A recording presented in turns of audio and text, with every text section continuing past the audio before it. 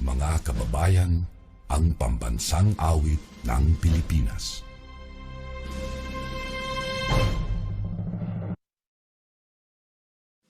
Mga kababayan, ang pambansang awit ng Pilipinas. Kayang mag-ibig, pero sa sinangalan, alam ng puso, sa titik mo'y buhay. Upang hinirang, tuyag ka ng mag-ibig, sa manlulupin, di ka pasisingil, sa nagatang tutok sa simoy at sa langit ng bagaw, ay hinagang tulad, awit sa pagkayang minamahal.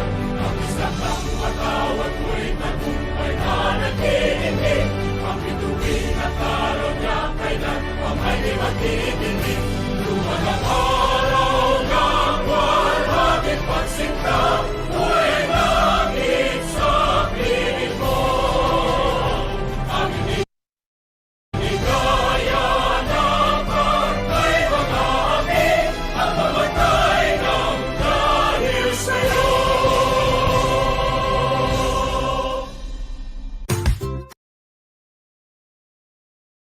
Ayun, isang napakagandang afternoon po sa inyong lahat. Ako si Juan Allarde, ang inyong magiging MC for this part of the webinar. To be honest, medyo kinakabahan nga ako at na-excite din kasi alam niyo yun, feel ko ang daming discoveries which I will be learning this afternoon. Pero bago po ang lahat, kamustahin po muna natin ang ating audience na alam ko na medyo pagod today for having a very tiring Thursday po. Pero alam niyo po ba mga kaguro, laban lang po at alam ko naman po na ma-overcome po natin yung mga challenges at hardships na ito. Kaya naman kung okay po kayo as of the moment, pakita naman ang inyong participation by clicking the heart reaction button. Ayan. Sobrang dami namang okay ngayon, which is a good thing naman po talaga. Tsaka nakikita naman po sa inyo na na-excite rin naman kayo. At feel ko super happy nyo today at super na-excite rin. Kaya naman wini-welcome po namin kayo sa webinar natin titled The Concepts and Philosophical Heritage of Teaching. Pero hindi ba kayo nagtataka ba't para saan nga ba yung webinar na to? Well, obviously, halata naman. We're teachers and we're it's our profession and our program. Pero specifically kaya, bakit kaya? Well, malalaman natin yan right after na ating short activity na agad naman nating sisimulan ngayon. So may isasend po ako sa inyong link sa ating chat box. At i-click lamang po ninyo yun, then just type any reason or factor kung bakit nyo nga ba napili yung profession or program na ito. So 1 to 2 words po will do na po, kaya let me just share my screen po saglit. Ayan. Saglit lang. Ayan.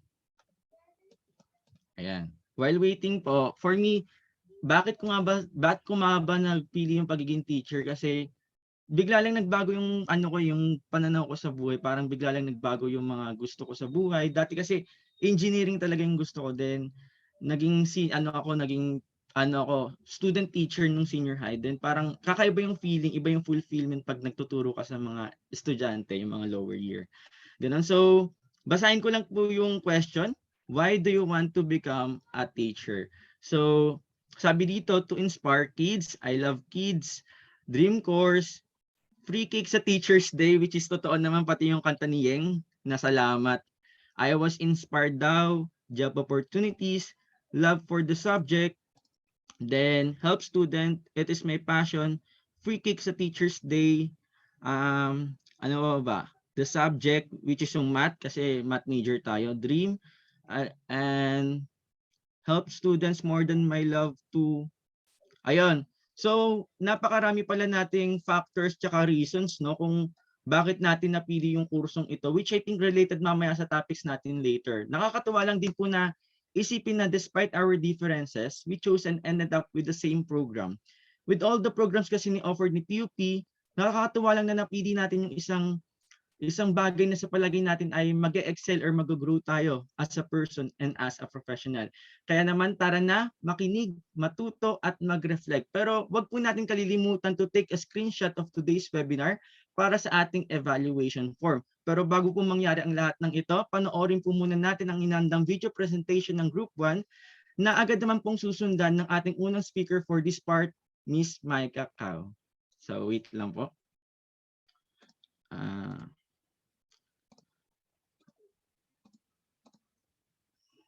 Wait.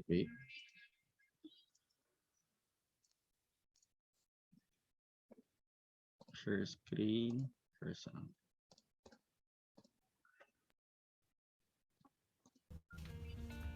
So, why do you want to become a teacher? I wanted to become a teacher because So, why do you want to become a teacher? Well, obviously, in my case, it was really a sudden change of plans. And I think I want to try something new that can make a difference. And I want to spend my days working on a learning environment and job. Being a teacher was my childhood dream. I used to play teacher-teacheran with other kids. Guess my rule? I'm the teacher. Why I want to become a teacher? Because I seek wisdom, which inspires me to be one of those people who teach others and impart lessons that they may carry forever, but at the same time, learn from them so I can grow as a person. I wanted to become a teacher because of mathematics. I want to share my knowledge to everyone, especially to kids, that mathematics is more than just numbers and letters. It is a whole new world of adventures and discoveries.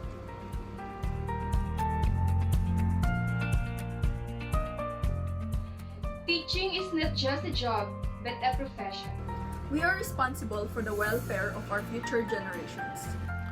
It is our duty to bring wisdom, to impart morals and nurture their values. And most especially, we future educators, teachers are the agent of change. We are here to make a difference.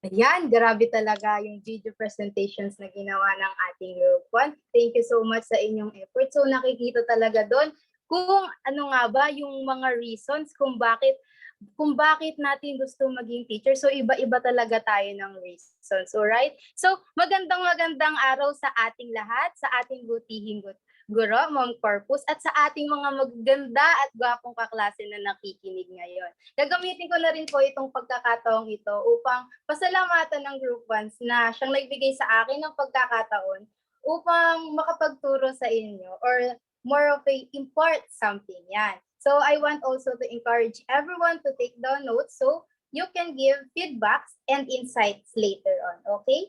So let's start po with our title, the teaching or the concepts of teaching part 1. So ako po yung part 1 and Miss Canaway is our part 2, okay? So concepts of teaching is such a big word for us future teacher, and I do think that we need to internalize it as a student teachers. Pero bago natin malaman yung konseptong tinutukoy dito, sino ba yung mga teachers?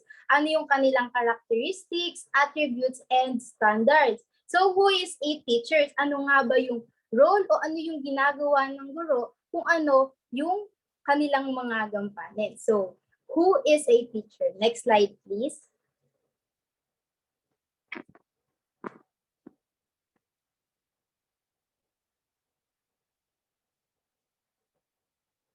Ayan.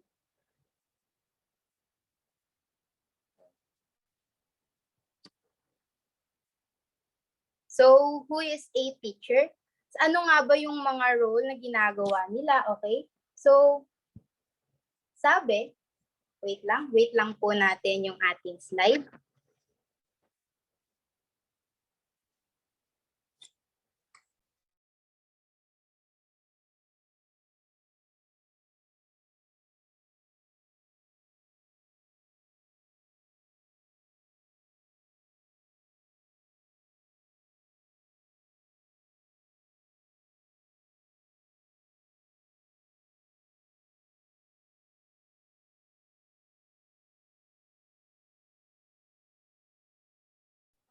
Ayan, so sino nga ba yung mga teachers na sinasabi na to? Ano yung kanilang mga ginagampanin or responsibilities as a teacher? Sabi dito, who is a teacher? Sabi, someone who imparts knowledge, someone with management qualities, someone who empowers, and a great learner. So hindi lang pala tayo nag-stop mag-aral after we graduated with our bachelor's degree. But the learning itself as a teacher will come to as a package deal. Bakit po kaya? Dahil gaya ng sabi nung nasa video present kanina, sabi doon na teaching isn't just about what you give as a teacher, but it is also what you learn from them.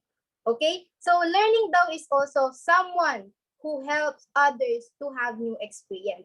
Yes, and I know it is one of the crucial part ng pagiging guro kasi most probably children and youth ang ating maya handle in the near future. So next naman is an agent of change. Teacher daw is also an agent of change, which is given na dahil we are in a progressive times at patuloy na nagbabago at nai-improve ang system of education natin. So, saan nga ba magsisimula yung pagbabago, di ba? Sa mga guro rin na nagtuturo nito. So, that's why teacher is also a good role model. So, teacher daw is also next po tayo, an initiator. Teacher is also a coordinator of people and resources, someone who can support learning in different environments, an administrator, government representative, and a policymaker. Teacher then is also working in formal and non-formal education settings, someone responsible for well-being of pupils, and someone guiding and supporting children. So this is just one of many responsibilities bilang teacher. Though I think na hindi lamang ito basta-basta trabaho, but a lifelong agenda of who we are as a teacher. But what is the definitions of teacher nga ba? How can we call or consider ourselves a teacher? So by the definition itself, teacher is a person who teaches especially in school according to dictionary. It also refers to all persons engaged in teaching at elementary and secondary levels, whether on full-time or part-time basis. Kasama rin po dito ang mga nasa industrial arts, or vocational teachers. At meron pang ibang mga tao which performs supervisory and administrative function in all schools in a forced levels at qualified magturo under RA 7836. May batas pala, meron pala tayong sinusunod na batas. So yes, mayroong batas kung saan ito yung nagsasabi if you are qualified to be a professional teacher. This act is Republic Act 7836 or also known as Philippine Teachers Professionalization Act of 1994. An act to strengthen the regulation and supervision of the practice of teaching in the Philippines and prescribing a licensure examinations for teachers and for other purposes. So, this act po is for those who want to get their licenses, yes, in order to teach, especially po in public schools. Yes, ito pong batas na ito ang nagre-require po sa atin to specialize in our major and our passion on teaching. Kumbaga po, ito po yung nagsiset ng standards at para po at the same time, para po mag-keep natin sa bansa yung high quality education. Siyempre po, meron po itong privileges when you pass licensure examinations for teacher, lalong-lalo na yung madadagdag yung 3 mababangong letra sa dulo ng ating pangalan, which is the LPT, okay? So, sino nga ba yung yung papayag na hindi madagdag sa kanila yon, di ba? So, if you are interested po to further read this act, I will send po yung link mamaya sa chat box, okay? So, now that we say na we can be professional teachers, ang maaaring tanong dyan bakit hindi ba profession naman agad na yung pagtuturo? Yes po, teaching is a profession pero hindi mo agad-agad masasabi na you are a professional teacher. Why? Sabi nga po sa definition ng word na profession, it is a type of job that requires special training and gives status and prestige to the individual. So, ang mga may profession po, ang tawag po sa kanila ay professional. So, it is one who has competent skills, observes high standards of the job, and abides the code of ethics. So, kung maitatanong nyo if teaching is a profession, yes, because the certification process usually requires the teacher to learn about effective teaching methods, right?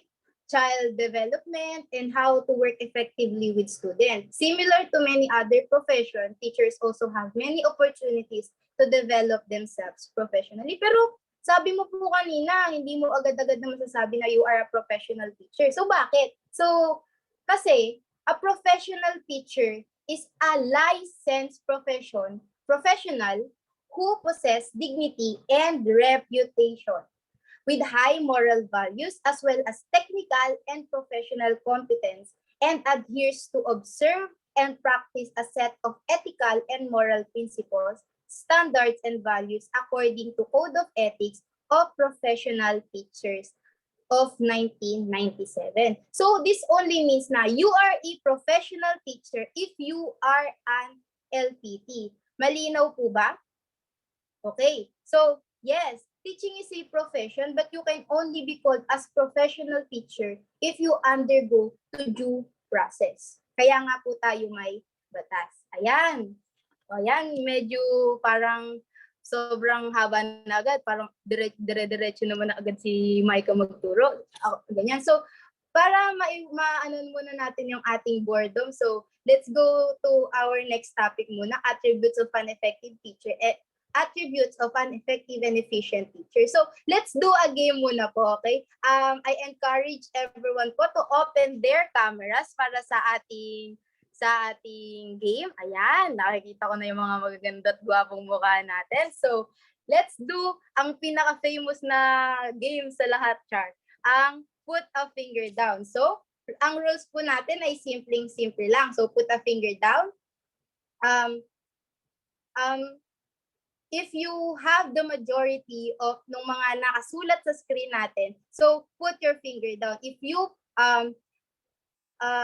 you possess the majority of the characteristics given on the screen, then you will put one finger down, okay? Let's start na po. Put a finger down if you have pleasing personal appearance, manner, courtesy, and pleasant voice. Put a finger down. Ayan, yung mga, alam ko naman magagamda't gwapo tayong lahat, kaya put your finger down na. Next, put a finger down if you have intelligence, emotional stability, and self-control. So, put a finger down. Ayan. Next, put a finger down if you have sympathy, kindness, helpfulness, and patience. Ayan, put your finger down. Alam kong pasensyoso tayo lahat kasi future teachers tayo. Yes. Next naman is put a finger down if you have integrity, trustworthiness, honesty, and loyalty. Put a finger down yung mga loyal dyan. Ayan. Next is put a finger down if you have flexibility, creativity, and resourcefulness. So dahil nasa PUP tayo, alam kong mga resourceful tayo lahat. Kaya put your finger down na. Next naman po, put a finger down if you have sociability, friendliness, and cooperativeness. Ayan. Put your finger down na po. Next, put a finger down if you have fairness, impartiality, and tolerance. Ayan. Next naman po, put a finger down if you have sense of humor, cheerfulness, and enthusiasm. Ayan. Patingin nga po ng mga finger na nakababa, parang ang dami na natin. So, ayan po. If you put 4 or more fingers down, that would only mean that you have personal qualities of an effective teacher. So, congratulations po sa atin. And for those na nakakuha ng 3 below, it's okay na second year pa lang naman tayo and we have a long way to go para ma-improve yung sarili natin. So don't give up yet. Kayang-kaya pa nating mag-grow personally. So ayan po, thank you po sa ating participation at feeling ko naman po ay nabuhay na tayo kahit pa paano. Now, after we talk about personal qualities, now let's move on to professional qualities of an effective teacher naman po. So number one is mastery of the subject or field one teaches. He must have solid knowledge of the subject or field he teaches. Halimbawa na lang po niyan ay tayo. We are a math major, so as a math enthusiast, we must have solid background to math. Kasi totoo naman, paano tayo makakapagturo or paano natin maiintindihan ng mga future students natin yung lesson if in ourselves hindi natin gets yung subject, di ba? So we should have solid knowledge sa subject, okay? So number 2 naman po, understanding the nature of the learner. So hindi naman tayo nagpapaka-psychology o ano, pero we need to know kung paano ba yung way ng mga students natin para matuto. Kasi every child have their own unique or have their own learning styles, hindi ba? Halimbawa na lang po, may mga students na natututo pagka group activity or kapag sinusulat yung lessons or through recitations, di ba? So iba-iba po. And as an educator, we must know this para alam natin kung paano magiging effective yung pagtuturo natin. Okay? So next po, number 3, understanding the teaching principles and skills in the use of techniques and strategies for their implementation. Now that we have understanding sa nature ng ating learner, syempre, yung mga technique or skills na gagamitin should be in line with their nature. But of course, we must understand it kung kaya nga po tayo may lesson plan, hindi po ba? Meron tayong strategy kung paano ba matututo yung mga students natin and how we will paano tayo magiging effective sa kanila. Kasi pag sinabi natin effective, talagang may natutunan sila. Alam mo yung may babaunin talaga silang lesson pag uwi nila ng bahay. Or on our case, after natin mag-online class. Yes. So number 4, possess digital technology skill. So bakit nga ba qualities to? Kasi it is crucial for a professional to be technologically inclined. Lalong-lalo na ngayon na pandemic at kahit na alam natin na ina-upload na yung face-to-face or limited face-to-face classes, parang hindi pa rin mawawala or parang magiging blended pa rin naman yung learning natin. So, I mean, the use of technology is a necessity now these days, and to have a digital technology skills is a must now. So yes, as a professional teachers, you must possess that quality. Kasi syempre, sabi ko nga kanina, we are the agent of change at sumasabay tayo sa change na to. Now na puro technology na yung gumagana, so dapat tayo as an educator is mag-change din tayo and magkaroon din tayo ng digital technology skills. So yes po, number 5, general understanding of other branches of knowledge. Yes po, kung kanina dapat master mo yung area of specialization mo, now you must have general understanding sa iba pang branches of knowledge. But why? One of the reasons kasi teachers tayo, hindi po ba? At madalas, nagiging tanungan tayo ng mga bagay-bagay even though that it is not related to our specialization. Alam niyo po yung meron kasi tayong mga students na komportable sa ating magtanong kahit hindi naman natin specialization yung tinatanong nila. So, mas maganda talaga na meron tayong alam or understanding sa mga iba pang bagay at hindi lang tayo nakafocus sa specialization natin. Right? So, ibig sabihin din po kasi nito, parang flexible tayo, di ba? Tapos kahit saan tayo mapadpad, bukod sa may natututunan ka at nai-improve yung professionalism mo, nakakapagbahagi ka rin ng iba mo pang nalalaman sa mga bagay-bagay. Okay? So, yan po. Number 6, at ang pinakamahalaga, understanding and appreciation of the teaching profession. So, bakit professional qualities ito? Because this is the first thing we should learn in teaching. Appreciate it. Mahalaga pong alam mo yung pinasok mo. Mahalagang minamahal mo kung ano yung ginagawa mo because teaching is such a complicated and a hard job. Sa totoo lang po kasi konting pagkakamali mo lang talaga, pwedeng may masira kang kinabukasan and things like that. And ayoko pong takutin kayo. But ito yun talaga parang pag nagkamali ka, konting mali mo lang, pwedeng magkaroon ng misinformation talaga sa mga students mo, hindi po ba? Pero kung alam mo na naiintindihan mo yung teaching profession, parang lalo lumalalim yung root mo at lalo ka nag-stand sa mga bagay-bagay na ito. So yes, ayan po, yung 6 professional qualities of being an effective teacher.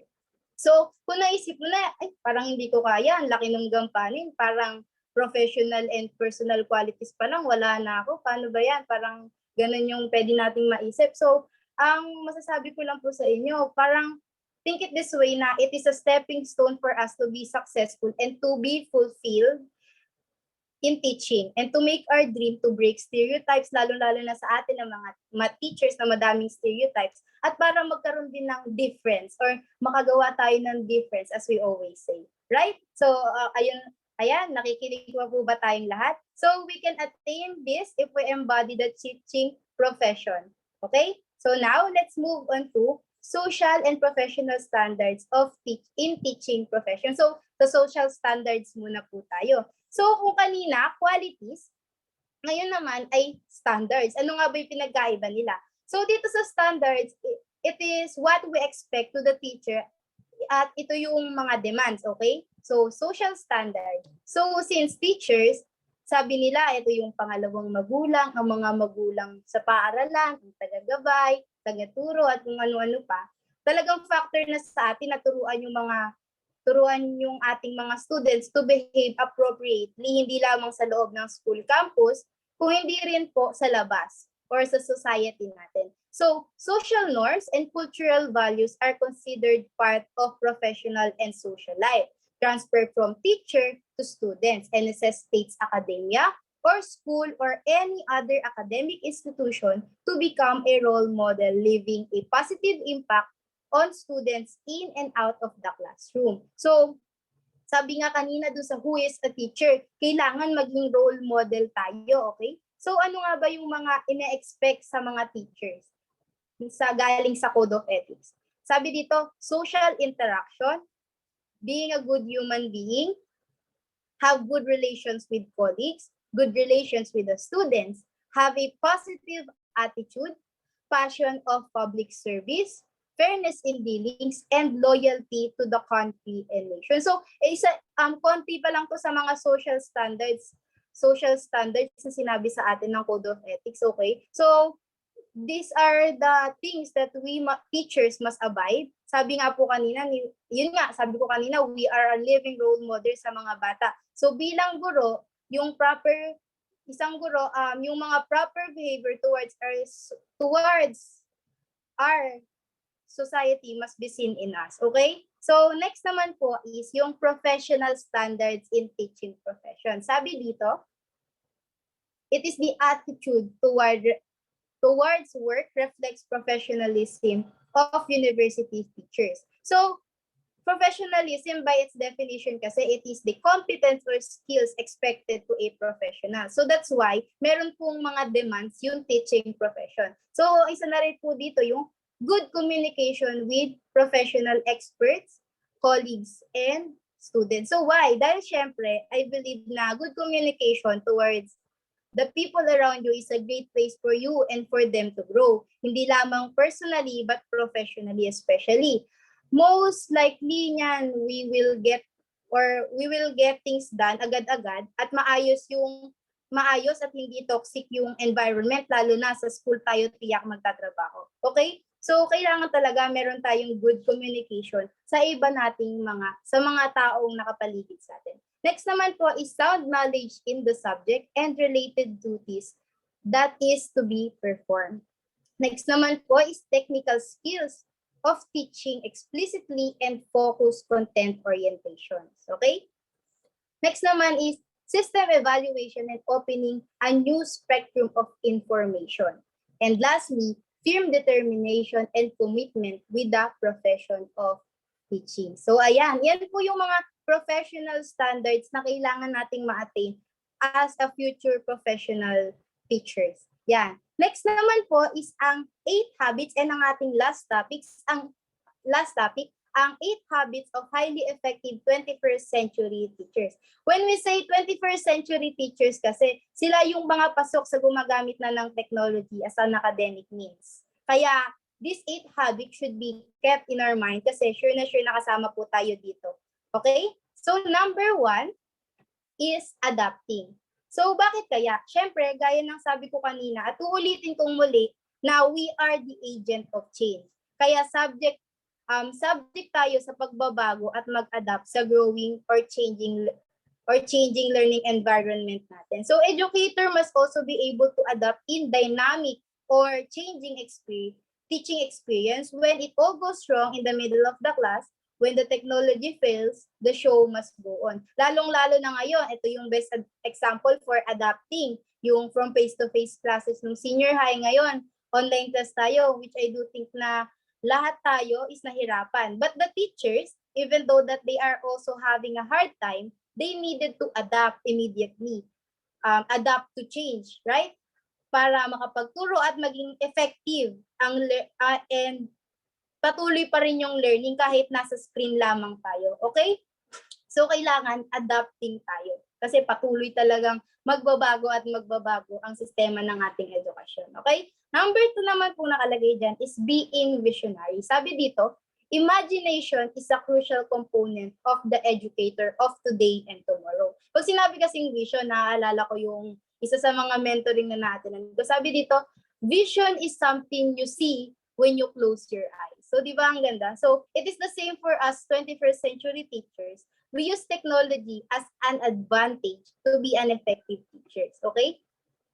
Educators must look across the disciplines and through the curricula. They must see the potential in emerging tools and web technologies, grasp this, and manipulate them to serve their needs. Like, do we need to use materials if technology can be very much a greater or have a great purpose for us, lalo-lalo na sa learning. So, syempre, kailangan natin makita yung mga bagay-bagay at ito nga yun, yung technology para makapagturo. Ayan. So, ayan. If we look at technology that currently emerging, ayun nga sabi ko kanina, how can we develop for education, di ba? So, a visionary teacher can look at others' ideas and envision how they would use this in their class. Okay?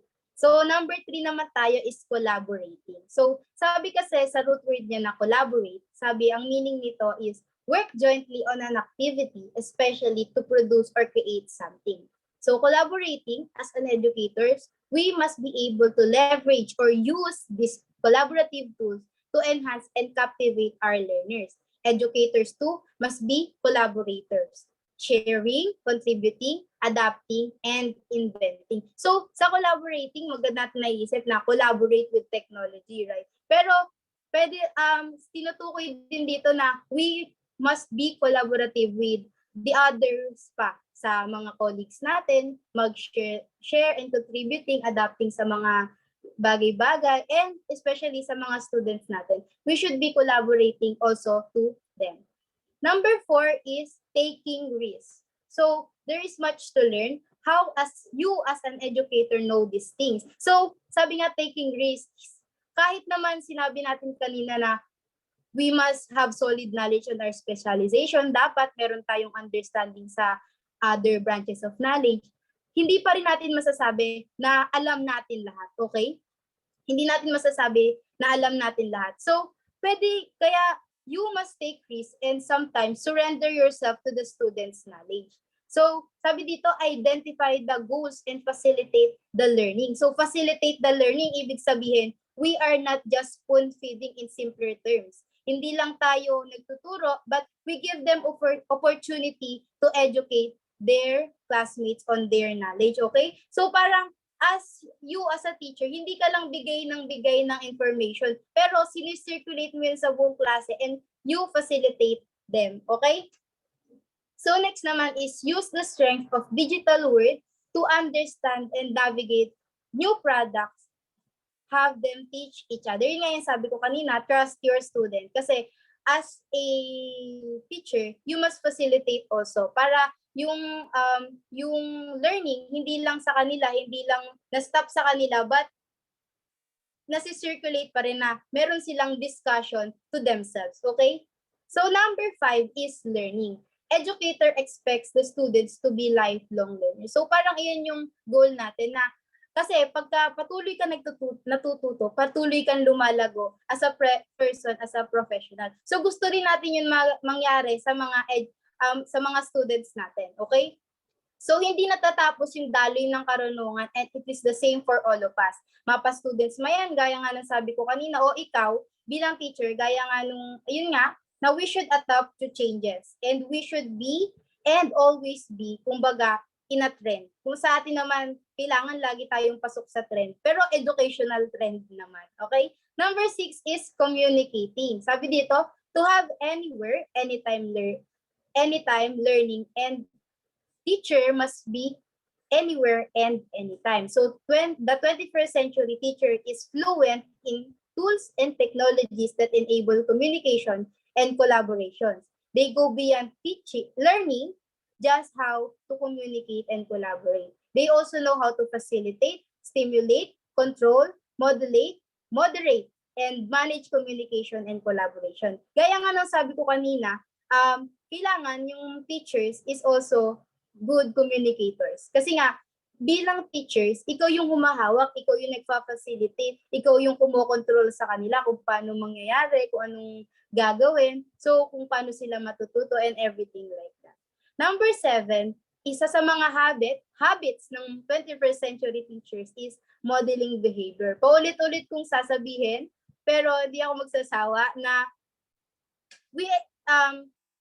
everyone expect us to be a model to our students. Kasi nga we teachers tayo ginagaya. Sabi nga, may nabasa ako noon na children are good imitators. So sino ang kailangan ba nila? Siyempre tayo yung gagayahin nila, hindi ba? So mas mabuti lang na i-model natin sa kanila yung magandang pag-uugali and everything like that. Yes? Okay? And lastly, leading.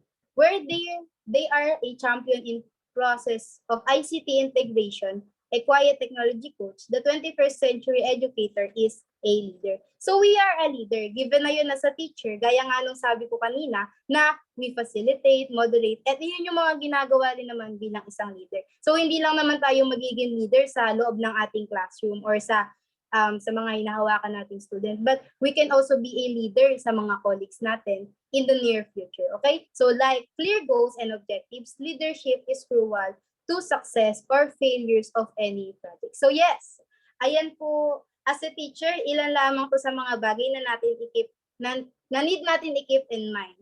From attributes to standards to habits bilang teacher kasi mahalagang factor yun para maging effective tayo sa pagtuturo, hindi po ba?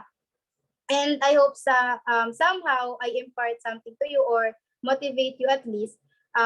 So if you have insights po, you can share po ito in the chat box, okay? So to end my presentation, gaya ng sabi ko kanina, and this will be my key phrase na iwan ko po sa inyo na patuloy na magbabago at patuloy na uunlad ang sistema ng ating edukasyon. And for us to attain this change, we as a future educators will be the change first. For us to make a difference, be the difference. Yun lamang po at maraming salamat. Ayun, napakamaraming salamat po Miss Micah sa isang napaka-enlightening discussion with you. Sobrang dami ko pong natutunan regarding your opinions and facts for being a professional teacher. Totoo nga na may iba't iba tayong characteristics at qualities ang dapat taglayin ng isang guro. Kaya for the additional info lamang po, meron po tayong kinikilalang mga good teachers throughout the history. So andyan sina Socrates, Aristotle, Plato, Montessori, mga Sufis at mga Romans. Pero today, let's just focus with Confucius and Bethune. So, kilala naman natin si Confucius, di ba? So, si Confucius kasi ay sikat sa mga teachings niya to human morality. It includes advices whenever you are living with your parents. Sabi pa nga niya, most demanding relationship daw yung sa child and parents since it must be rooted with love and affection. Sa sobrang dami ng teachings niya sa human living, siya yung na-consider ng China bilang most famous teacher. Pero para sa akin, hindi lang siya sa China sikat kundi sa buong mundo at buong history natin dahil na rin sa mga contributions niya sa human mindset natin. So on the other hand, ito si Mary Jane Bethune or tawagin na lang natin Bethune in short. Alam naman siguro natin yung history behind yung American African people, yung discrimination na na-experience nila long time ago, which up until now ay nararanasan pa rin nila. So ito kasi si Bethune ay isa lamang anak ng mga alipin. Pero despite that, she never stopped fighting for her principles in life. She was an educator, a black educator actually. Pinaglaban niya yung rights ng women at mga American African people to gain access to education which up until now ay nagagamit pa rin sa mga colleges na may black people. Can you just imagine how these teachers provide such kind of teachings? To be honest, napakahirap ng ginawa ng mga teachers natin long time ago since they became the foundation of something na sila mismo yung nagbuo at naglaban. Na up until now, nakakatuwa rin sa ating mga teachers at future teachers kasi in spite of challenges in life like yung pandemic, ay never sumukong magpangaral sa ating mga kabataan. Kaya maraming salamat po sa inyo. Kaya salamat ulit Miss Micah. Ngayon naman ay tawagin natin ang ating second speaker for this part, Miss Nicole Canaway. Hi everyone, good afternoon. I'm Nicole Canaway and I'll be the discussant for the part 2 of the discussion. Pero bago ang lahat, may hinanda akong game para na din magkaroon kayo ng idea sa kung ano ang aking i-discuss. So, it's Guess the Gibberish. I'm pretty sure na familiar na kayo sa game na ito, pero explain ko lang yung topics ng saglit. So basically, may ipapakita kaming phrase sa inyo na nonsense and then babasahin nyo siya ng babasahin hanggang sa mahulaan nyo kung ano yung tamang phrase na yon. Okay? Start na tayo? I'll give you 15 seconds para hulaan tong phrase na to. Then chat nyo lang sa chat box yung sagot nyo. Babasahin ko.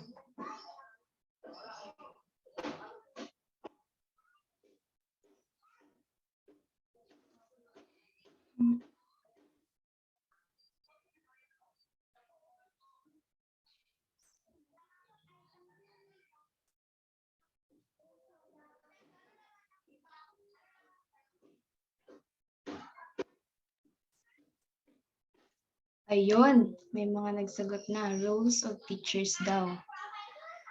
So, let's see kung tama ba ang sagot nila. Ayun, nahulaan din. Magaling, magaling. Next, tayo. Fifteen seconds.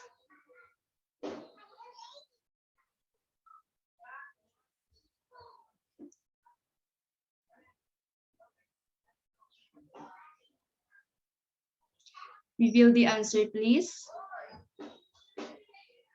Tama. Ang answer is the concept of teaching.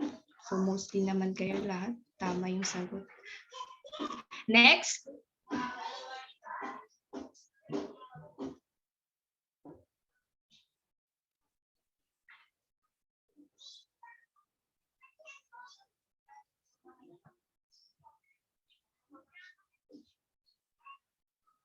Tama nga ba yung hula nyo? Wow, tama. The nature of teaching. At ang last naman ay...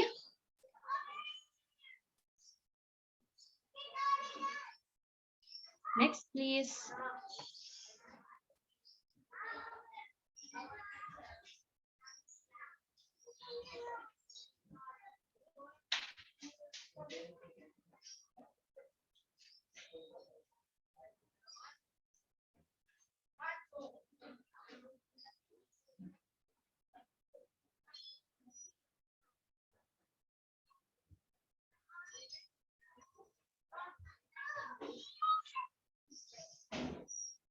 Ayun. So, ang gagaling naman talaga ng mga classmates ko. Lahat ng phrase na hulaan nila. So, good job, good job. Tama, tama yung mga sagot nyo. Yung last is teachers as professionals.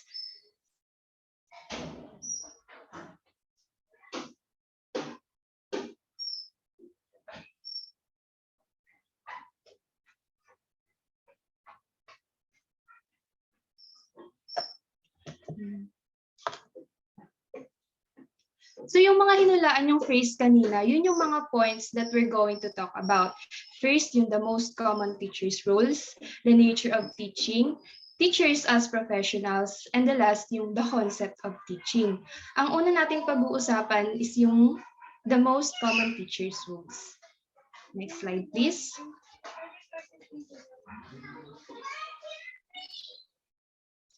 Yeah. Be reminded ng aking didiscuss na roles ay iilan lamang sa mga most common roles ng teacher. Alright, let's begin. Number 1, controller. Being the controller of the classroom means being in complete charge. Si teacher ang nagsiset ng rules, nagbibigay ng instructions, at pagdating na rin sa pace ng lesson, which means that everyone in the class is taught on the same level. Ano man ang nangyayari o mga pangyayari sa klase ay kontrolado ng guro at responsibilidad niya yun. Next naman is yung prompter.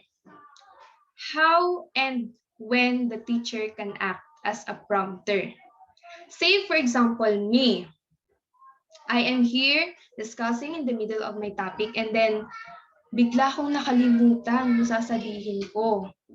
O di kaya may nagtanong sa akin and then I run out of ideas.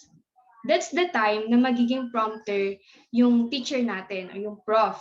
Encourage, ipupush niya ako na ituloy yung sinasabi ko or magbibigay siya sa akin ng ilang points na makakatulong sa akin na maalala yung dapat na i-explain ko. Usually, ganito yung ginagawa ng math teacher natin pag may mali sa final answer natin. Papa-review sa atin yung solution, papa-isa-isahin hanggang sa ma-point out mismo natin kung saan tayo nagkamali. Hindi nila diretsahang sinasabi ang sagot. They guide us when we lose track of what we're doing. That's what being a prompter. Next, please. Resource. Ang teacher dito sa role na ito ay parang walking resource center na willing and ready mag-provide ng information na hinihingi or tinatanong ng student. Para ding library na available anytime as much as possible kapag kailangan ng student ng tulong regarding sa subject na kung saan knowledgeable ang teacher. The student can also ask about other matters only if alam ng teacher ang sagot. Students should always bear in mind that teachers also have their limitations. Now, if hindi si teacher sure sa information na ibibigay niya sa student, the teacher should refer the student to the other resources na pwede nilang puntahan. Next naman yung assessor. This role is also very crucial and important. As you can see, assessor comes from the word assess, meaning a teacher as an assessor need to assess or evaluate the learning of the student. So sa pag-assess, din nakikita ng guro ang level ng performance ng student to see whether students are improving or not. And this is the time na magbibigay ng feedback or correction ang teacher. And of course, the teacher must also assess his or her performance whether he or she did well or not. Sa pag-assess, usually ito yung mga binibigay na assessments such as quizzes, exercises, activities, problem sets, questions that the teacher asks in the class. Yun yung nagbibigay ng idea sa guro kung may natutunan nga ba talaga ang estudyante. At syempre, magkakaroon na rin ng idea ang teacher sa sarili niya as a teacher in terms of performance. Next, please.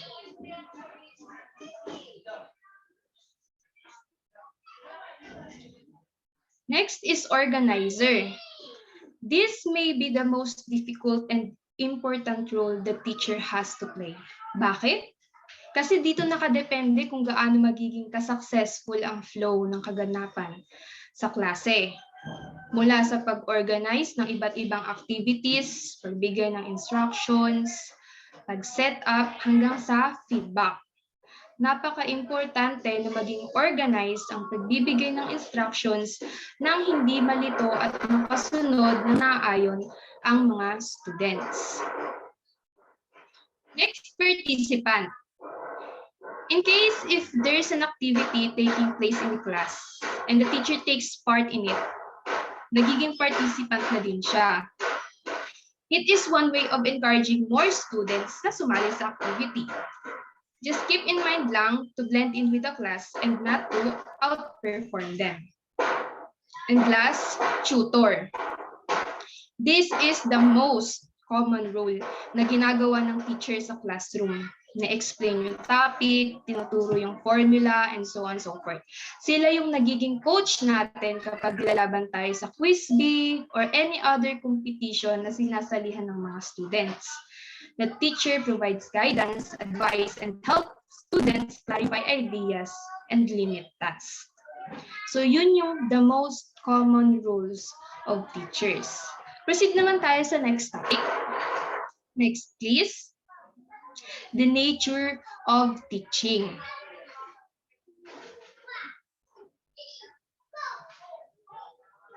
So I have here two natures. First is, teaching is a process that facilitates learning. Imagine a world without teachers. Present ang mga theoretical concepts pero walang teaching na nagaganap. Aaralin mo yung quadratic equations, distance formula, trigonometric ratios, and so on nang walang nagtuturo sa'yo. Or let's put it this way, sample sa mga modular students. Na module lang talaga ang reference para matutunan yung lesson. For sure, mahirap. Mapapasabi ka na lang na iba pa rin talaga pag may nagtuturo. Mas madaling matutunan. Right? Kasi pag may nagtuturo, pwede kang magtanong at makakuha agad ng sagot. That's the beauty of the nature of teaching. It facilitates learning. It makes the learning easier. Teachers are the facilitators of learning. Teachers make learning easier. How? By leading discussion, providing opportunities to ask open-ended questions, guiding the process and tasks, and encouraging learners to actively participate and engage with ideas.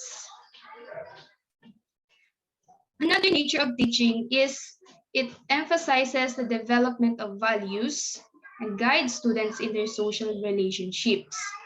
Aside sa pag-provide ng learning opportunities at ma-meet yung educational needs ng bawat isa, kasama sa pagtuturo ang pagbibigay diin sa paghubog ng asal, attitude, values, at paggabay sa mga mag-aaral sa kanilang ugnayan sa lipunan. So yun yung nature of teaching. Next topic naman tayo, teachers as professionals. The certificated teacher is the essential element in the delivery of instruction to students, regardless of the mode of instruction. Sa statement na ito, in-emphasize yung certificated teacher. As an LPT or licensed professional teacher, they are ought to communicate instructions that impart learnings to us, their students, in any way they can, regardless of the mode of instruction, pa-online man, modular man yan, or face-to-face. Next is teachers provide personal caring service to students by diagnosing their needs and by planning, selecting and using methods and evaluation procedures designed to promote learning. Teachers ang nagsisilbing personal guide sa mga students to achieve their career path. Ang bawat estudyante may kanya-kanyang level and way ng pagkatuto yan. So, responsibilidad yan ng mga guro na mag-isip ng appropriate methods kung paano mas maintindihan ng students yung isang topic or lesson. Next, please.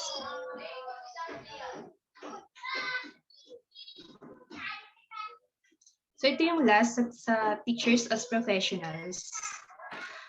Ang pagtuturo, ang proseso niyan hindi yan basta-basta. Kailangan yung nagtuturo ay may sapat na alam at sumusunod sa mga legal at legislated frameworks and policies. Nag-prepare ng lesson plan. Yung objective sa lesson plan, dapat nasusunod yung 3 domains of learning. As I have said kanina, yung methodology, masusing pinag-iisipan yan. Instructions should be clear at dapat make sure na nakakasunod ang lahat. After that, hindi mawawalang assessment to be sure how much they've learned at kung hanggang saan nga ba talaga ang natutunan nila. Of course, kabilang na din yung pag-maintain ng ikapangay child-friendly classroom. Pag-maintain din ng professional relationships. At syempre, kung may assessment ang students, ang teacher meron din. That's why they have to engage in reflective professional practice for them to reflect on their performance as a teacher so as to engage in a process of continuous learning. So yun, teachers as professionals. Nandiyan pa ba kayo? I hope nandiyan pa kayo at nakikinig. So ito yung last topic na i-discuss ko, the concept of teaching. Last na siya, guys. Yung teaching may it can be verb and noun. As a verb, teaching is a set of actions that bring about learning. As a noun naman, ang teaching ay isang trabaho ng isang nag-educate. Sa discussion natin ngayon sa concept of teaching, magpo-focus tayo sa teaching as a verb. Teaching as a set of activities that lead others, letter A, na malaman ang mga bagay-bagay na hindi nila alam before. Bago tayo pumasok sa elementary, hindi pa natin alam ang different organ systems ng katawan natin, parts of speech, etc. Dahil sa tinuruan tayo ng ating mga guro, nalaman natin through discussion, set of activities or tasks, exams. So yun. Next naman, malaman kung paano gawin ang isang bagay na hindi alam gawin dati. Before, hindi natin alam gawin yung mga math techniques. By demonstrating sa class, natuto ang estudyante. Kahit yung pagluluto, tinuturo na din sa TLE. At syempre, yung last, magkaroon ng asal o paniniwala na wala sila noon. Aside sa wisdom, knowledge, information na tinatransfer ng mga educators, students nila, mahalaga rin na matutunan nila ang tamang asal o di kaya mga paniniwala sa anumang bagay na dati ay wala sila. So para ma-achieve yung tatlong yun, kailangan may set of actions na ipe-perform. And it includes direct modes of instruction such as lecturing, demonstrating, explaining, showing, clarifying, and describing. At meron din namang tinatawag na indirect modes tulad ng pagbibigay ng halimbawa, facilitating discussions, group work, mentoring, at through sa mga activities. Ang main point, para masabi ng isang action ay teaching, Ang intention dapat ng action o ng activity ay to bring about learning. Ang concrete example dyan ay itong ginagawa namin ngayon by discussing the concepts of teaching, philosophical heritage of teaching. Mas nagkakaroon kayo ng mas malalim na understanding at knowledge sa teaching profession. Gets po ba? For an action to be considered teaching, again, for an action to be considered teaching, it must be intentional activity aimed at bringing about learning. Okay? Pero, what if at the end of the day, walang natutunan ang estudyante sa mga tinuro? Can we still say that the teacher o kung sino mang nagtuturo was teaching? Teaching pa rin ba tawag nun kahit walang natutunan yung estudyante? Sa ibang philosophers, yes sa kanila. Sa iba naman, no. In my opinion, it's still teaching. As long as yung intention na magturo o mag-impart ng learning sa isang individual ay nandun, yung intention. Kahit yung mismong lesson na yan, learnings na yan itself. Ang problema lang is it's either hindi na-receive ng maayos ng student or hindi effective yung approaches na ginamit. Kayo ba? Anong stand nyo? I leave that question to you guys. Think about it at pagnilayan nyo. And that's the end of my discussion. If you have questions or any clarifications, i-chat nyo lang sa chat box. I hope may natutunan kayo kahit papano sa akin. Thank you. Ayan, maraming salamat Miss Nicole sa isang napakamalaman na pag-explain ng iyong topics. Sarap lang isipin na we as future educators are learning something na magagamit natin few years after. Sana nga maging safe na ang lahat at magkaroon na sana ng face-to-face classes. Kasi 'di ba nasa 21st century na tayo and there's a lot of discoveries and learning sana ang maibabahagi natin sa ating mga students at future students. At kaya naman siya ng online classes pero much better talaga ang face-to-face classes at hindi natin maitatanggi yan. At alam naman natin na there's a lot of changes happening in our generation kaya we as future educators must think of adaptive and innovative ways para maituro natin ng mas mabuti at mas malalim ang ating mga tinuturo. Naalala ko nga yung sinabi ng teacher ko nung English din eh. Sabi niya, to teach is to touch one's life. Kaya maraming salamat ulit kay Miss Nicole at kay Miss Micah at maraming salamat po ulit sa lahat ng nanood at nakinig sa unang part ng ating webinar. Reminders lamang po sa mga audience, ang evaluation forms po ay sasend na lamang sa ating group chat at ang lahat naman po na nakapagsagot ng ating evaluation forms ay makatatanggap ng ating e-certificate na may ipopost naman po in a while. Kaya sa ating mga kaguro, i-check lamang po ang ating mga messenger para sa iba pang mga updates. At lagi po nating tatandaan, mahaba man at puno ng paghihirap ang journey ng pag-aaral, but a good educator makes it an easier and more enjoyable one. Maraming salamat po ulit mga kaguro at para naman sa second part ng ating webinar, may we call on Mr. Gio Darilay as they continue educating our fellow teachers. Thank you.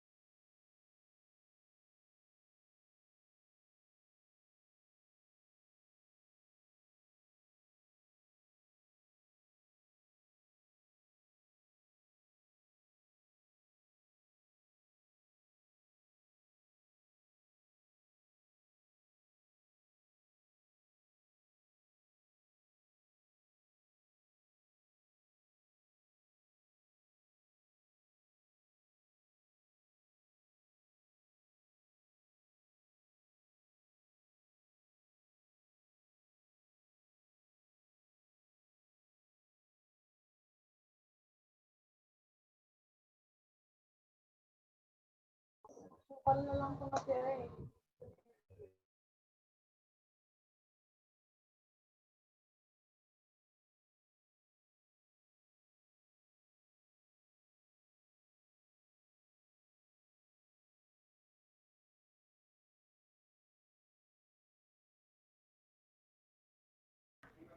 you ever wondered what is the relationship between philosophy and education? Well, in today's lesson, we're going to talk about the different philosophies of education that you can use in order to become an effective teacher who is able to understand your own belief as well as empathize with others. This presentation is made by the members of Group 2, starting off with their leader, Mr. Airon Borbe, Ms. Jansheri Cruz, yours truly, Gio Darilay, Mr. Jerome Aquino, Mr. John Lander Hilario, and Mr. Fernando Tero. Here are the contents of today's presentation, starting off with developing a statement of teaching philosophy, followed by avoiding common pitfalls, the philosophy of education, and lastly, the 7 major philosophies of education. To finally start our presentation, let us all welcome Ms. Jansheri Sta. So, good afternoon everyone. Today for the second part of our webinar, the main topic is about the philosophical heritage. But today I would like to discuss the teaching philosophy and ways to formulate it. As future educators, we must all know that teaching philosophy is a requirement for all teachers. And let us define what is philosophy. Philosophy came from the Greek word philosophia. Philo means love, while sophia means wisdom. Or in short, philosophy is the love of wisdom. But according to the foundation of philosophy, it is a way of thinking about certain subjects such as ethics, meaning, existence, thought, time, and value. And ang main aim nito ay deepen yung ating understanding and also para matuto tayo to think better, act wisely, and help improve the quality of our lives. While teaching philosophy, it is defined as a short document that should function both as a standalone essay na nagde-describe sa iyong personal approach sa pagtuturo and also as a center component of the teaching dossier. Also, teaching philosophy should not simply describe your experiences and initiatives in teaching. Lastly, it is also defined as a personal and reflective drawing on your own experiences as a teacher. Moving on. Okay, wait lang. So ayun, developing a statement of teaching philosophy, syempre meron siyang mga purposes. Ano nga ba yung may tutulong or kahalagahan sa atin itong statement ng teaching philosophy? Una, clarify. Clarify what you believe good teaching to be. Next ay explain. Explain what you hope to achieve in teaching. Third one is to contextualize your teaching strategies and other evidence of teaching effectiveness. And lastly, provide an opportunity for reflection and the development of your own teaching. So, ano nga ba yung mga components ng teaching philosophy? So, maraming paraan kung paano nako-construct ito. At ito yung mga ilan sa mga common examples ng components. Number one, a brief description of your teaching context, including the elements of your field that most shape your approach to teaching. Pwede rin included dito yung descriptions ng mga students mo and yung most important learning goals and challenges nila. Pangalawa, ito yung definition mo ng good teaching with an explanation of why you have developed or adapted this particular definition. Third one, discussion of your teaching methods.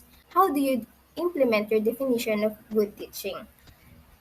Fourth one, discussion of your evaluation and assessment methods and a description of how they support your definition of good teaching. At panghuli, description ito ng teaching goals mo with what content, skills, or values should students leave your classroom and what are your goals for improving your own teaching. Sumunod naman, ito yung mga steps regarding sa pag-complete ng yung statement of teaching philosophy. Number one, identify your teaching context. Dito, i-consider mo yung iba't ibang elements na mag-shape sa iyong pagtuturo. Una dito, yung content, ano ba yung tinuturo mo? Pangalawa, yung methods, paano ka magturo, ano-ano yung mga common teaching approaches sa iyong discipline. Pangatlo, yung learners, sino yung mga tinuturuan mo, and context, when do you teach, and while yung instructor, what is your role, ano yung mga ginagampanan mo or tungkulin as an instructor or educator. Sumunod naman yung ideals, what guides your teaching, and bakit nga ba ikaw nagtuturo? So number 2, articulate your teaching beliefs. Dito, magsusulat ka ng notes in response to one or more of the following guiding questions. Here are the examples. What do I consider unique about myself as a teacher? Next one, what is my greatest challenge when it comes to teaching? What is challenging about teaching in my discipline? And when I am a student, what conditions are necessary for me to really learn? And who is my model of a really effective teacher and what made them a good teacher? Last question na pwede mong answer as guiding questions to. What is challenging about learning in my discipline? Third step naman, write a teaching claim. Yung using your notes in response to one of the guiding questions, dito makaka-formulate ka na ng claim about your teaching approach or beliefs. Pwede mong gamitin yung isa sa mga ito. I believe the role of a university instructor to be, and yung my goal as an instructor of graduate students is to. And the fourth step naman, demonstrate how this teaching claim is implemented in your teaching.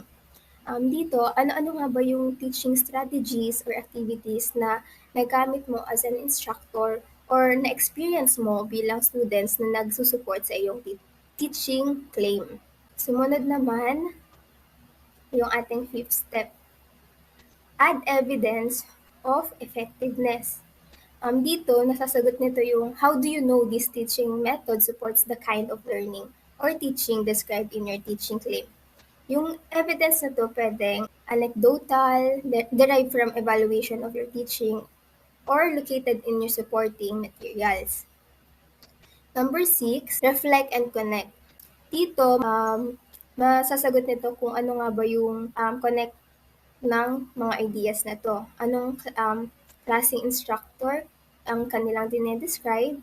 And dito naman, yung connection na to, matutulungan ka para maka-come up ng thesis about who you are as an instructor that can form from the introduction to your statement and magpo-provide siya ng overall narrative and structure for your dossier.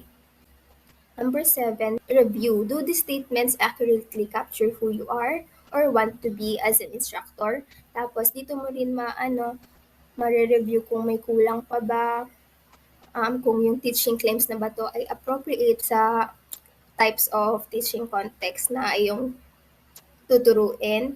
And yung idagdag lang dito yung have someone else to read. Siyempre, kailangan rin yung may magbabasa nito para ma-criticize nila or ma-check. And ito naman, maaring yung colleague mo or mentor sa same field mo. Last one, syempre, take note natin yung avoiding common pitfalls. Ito yung mga some complaints from people who evaluate your teaching philosophy statements. Number 1, yung too general. Yung statement na to does not reflect the particular beliefs, experiences, and circumstance of the author. Pangalawa, yung statement that is not reflective, meaning it simply lists teaching techniques or experiences but does not describe how these techniques or experiences have contributed to the author's beliefs about what constitutes effective learning. Sumunod naman, a statement that dwells too much on negative experiences or circumstances. Moving on to cliche, ang statement na to nag-express ng belief in a popular contemporary approach to teaching without establishing how that approach has been integrated to the author's teaching. Meaning, masyado na siyang predictable yung teaching philosophy statement mo or masyado na siyang gamit sa panahon ngayon. Sumunod, to oblique, yung statement na to, references a philosophy or belief but never describes it outright. Next, too few examples. Yung statement na to, hindi siya nag-include ng information about how the author knows his or her teaching to be effective. Kinulang siya ng mga example pa para mas ma-emphasize yung pagiging effective teacher.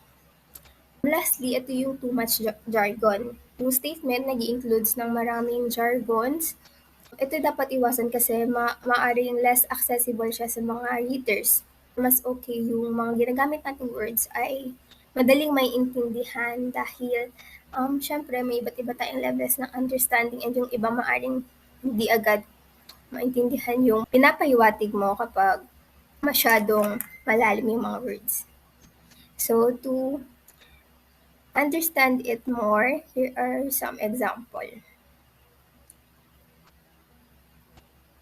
This passage is an example of a strong statement of teaching philosophy because it puts students where they belong in education, at the front and center of a teacher's focus. An author who writes such as a statement is likely to continuously examine and verify this philosophy by always ensuring that students' needs are the primary focus of all lessons and schoolwork. Ayan yung example ng isang teaching philosophy ng teacher. Last one, ito yung video naman.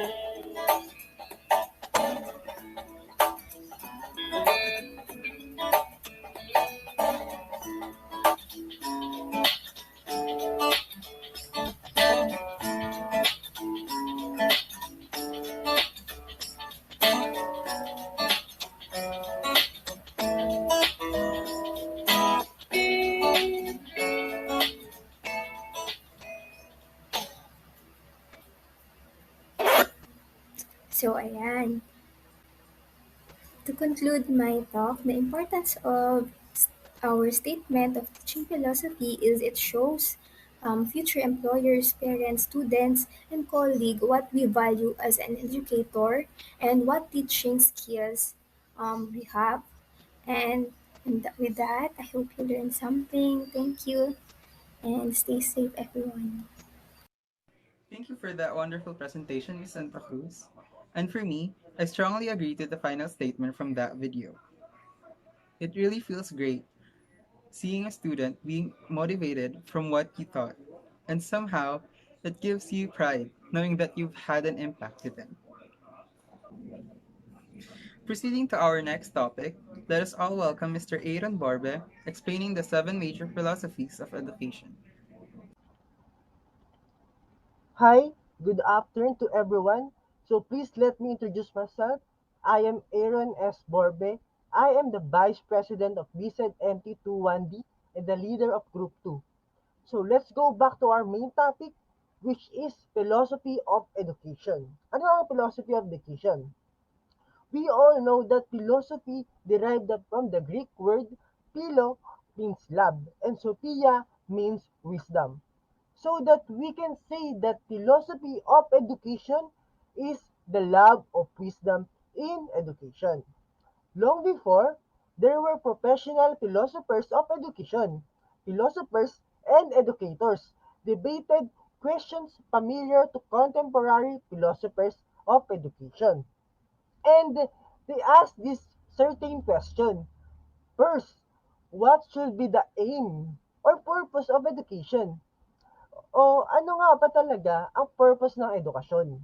Second, who should be educated? Sino ang dapat magkaroon ng edukasyon? Third, should education differ according to natural interests and abilities? And the last question is, what role should the state play in education? This question is still asked today. The way that they are yet currently debilitate numerous understudies of training.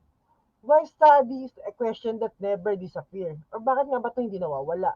On that off chance that we can't respond to specific inquiries o hindi natin nakakapag-respond dito. So, why ask them? One response to these reasonable complaints is that each public should respond to them, not once and for all time, but as well and conscientiously as it can for the benefit of its people and the future of future generation. Um, there are seven major philosophies of education. So the first one is um, essentialism. So what is essentialism? Essentialism is basically the way teachers teach for learners to acquire basic knowledge, skills, and values. So, dito, ang teachers ay tinuturo ang mga basic in terms of knowledge, basic skills, and basic values na pwedeng ituro in the simplest way sa mga madadaling paraan talaga. So, the essentialist goal of education is to transmit and maintain the necessary fundamentals of human culture. So, schools have the specific and well-defined mission of transmitting essential human skills and subject to the young to preserve and pass on the future generation as effective professional educators. So, dito, need ng mga teachers and as future educators to be effective professional educators. So, paano natin ito gagawin? So, we should first adhere to a well-defined curriculum of basic skills and subjects. And second, inculcate a core based on traditional Western and American values of patriotism, hard work, effort, punctuality, respect, authority, and civility. The third one is manage classroom efficiently and effectively as spheres of discipline and order. And ang pinaka-last is to promote student based on academic achievement and not social promotion.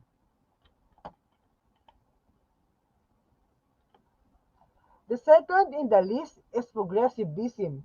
From the word itself, progressivism is progression, improvement, and developing. So ano nga ba to?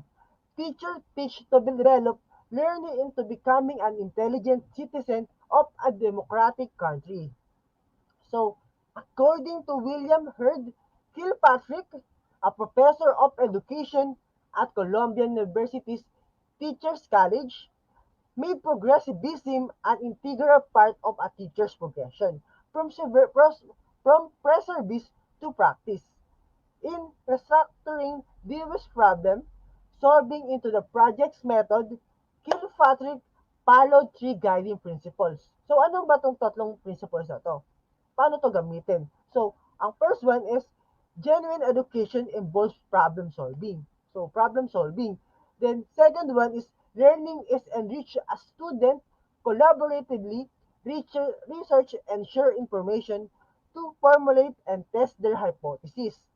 And lastly, the third one, the teachers can guide students' learning without dominating it. So, using this principle, Kilpatrick described four types of projects. So, the first project is implementing creative idea or plan. The second, enjoying an aesthetic experience. The third one is solving an intellectual problem. And lastly, learning a new skill or area of knowledge.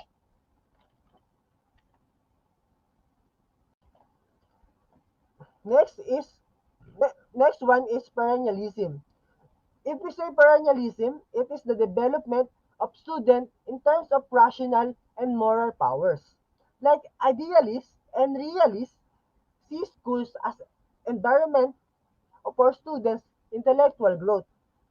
To stimulate students' intellects, teachers in their pre-service preparation need to study the liberal arts and science and have experience in reading and discussing the great books. So, as practicing professionals, teachers need to be intellectual mentors and models for their students. So tayo ang magiging role or magiging model ng mga students natin. In primary grades, the perennialist teachers would emphasize learning fundamental skills such as reading, writing, and computation to build literacy and readiness to begin the lifelong quest for truth. On the other hand, for perennialist secondary teachers will structure lessons around enduring human concerns explored in the great works of history, literature, and philosophy. Like idealists, perennialists emphasize the classic that have engaged the interest of people across generations.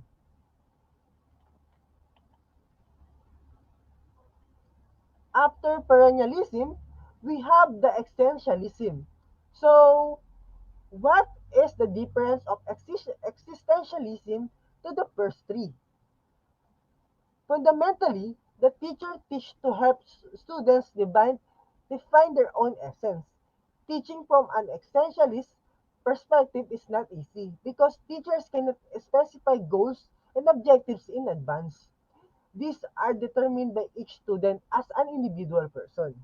Rather than imposing goals on students, the essentialist teacher seeks to create an awareness in each student of ultimate responsibility for her or his own education and self-definition. In creating this awareness, the teacher encourages students to examine their institution, forces, and situations that limit freedom of choice. Further, essentialist teachers seek to create open classroom to maximize their freedom of choice. Within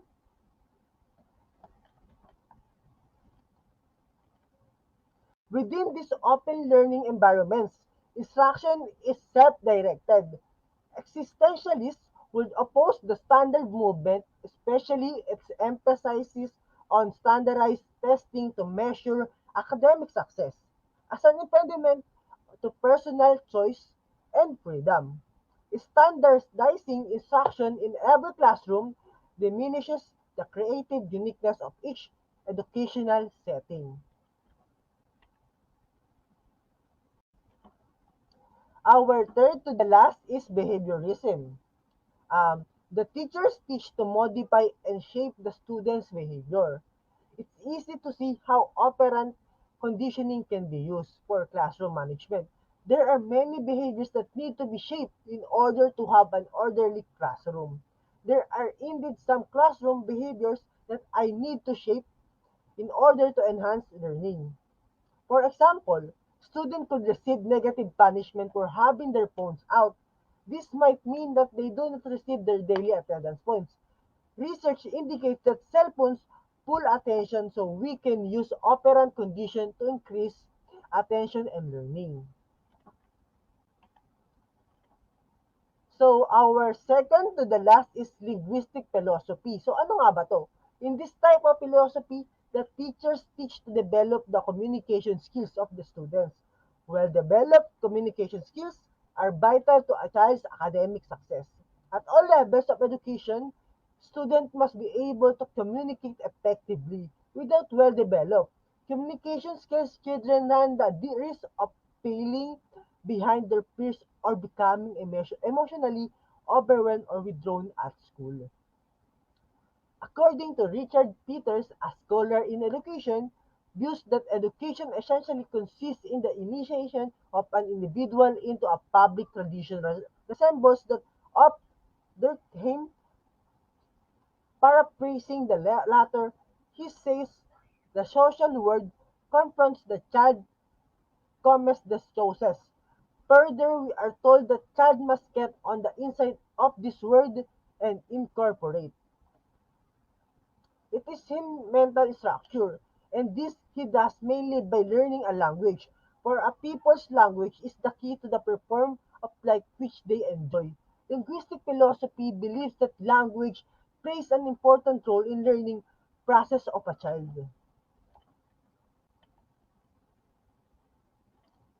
Lastly, but not the least, constructivism.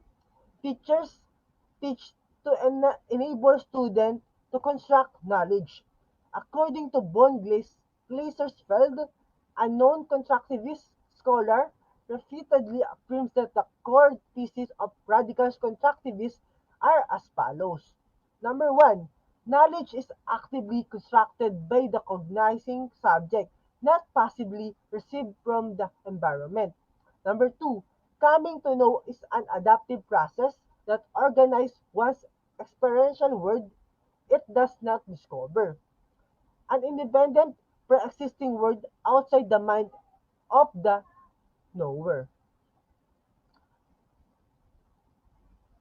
So, for the conclusion or summary of philosophy of education, we have seven philosophies of thinking vary in their ideas of the student and qualities in terms of first, what reason do we educate or the goals? Second, what ought to be instructed in educational program? And lastly, how could the educational plan be instructed or educating procedures? These seven types of philosophies of education will truly help teachers and students on how they will deal to each other. How the teachers can help students in achieving their dreams, molding and building the students on how they want to be in their future.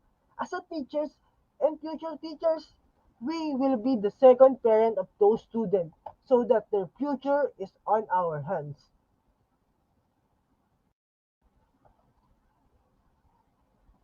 So thank you everyone. I am Airon Borbe, and this is the seven philosophies of education.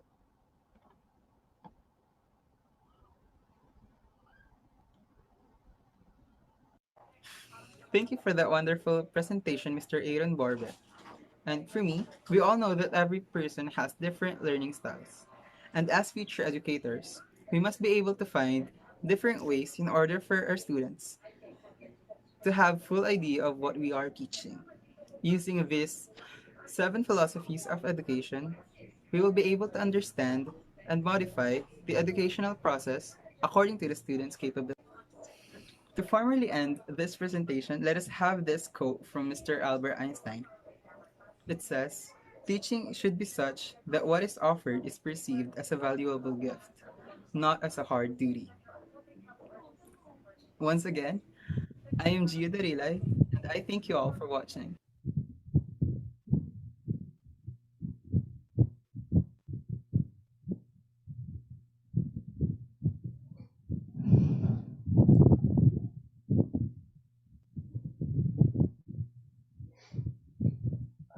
Okay po.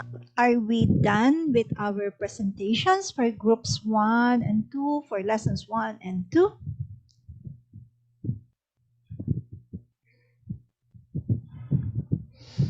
Okay. Let me just take a few minutes. It's early pa naman, 4:52, so that I can have my, like I told you that I would have some additional etching. Okay, para hindi nyo sasabihin, pinag-report lang kayo, hindi na ako nagturo. Aawayin ko si Carlos pag sinabi niya. Okay, buhay pa ba kayo? Yes, Gising pa po ba kayo? Yes po. Yes, Promise? Can I Yes, share my screen? Yes po. Pwede? Okay. Yes po, ma'am. Okay. Sige po. Okay. Here we are. Saglit lang to, promise. Okay. So where is my slideshow? There. Okay. Like I said, these are additional inputs to the teaching profession, lessons 1 and 2. Okay. Here we are talking about what you just did and what you will be doing for the rest of the semester. This is project-based learning, in which case you are allowed or you were required to come up with what would be your perceptions of the lessons that were given to you based on the module. Okay. Project-based learning makes use of 5 E's, letter E. 5 E's. So this would be, the first one is engage. So therefore, I saw you and all of your speakers, all of you, you started your presentation with a catchy phrase that would engage your audience. And this also served as your reason for your presentation.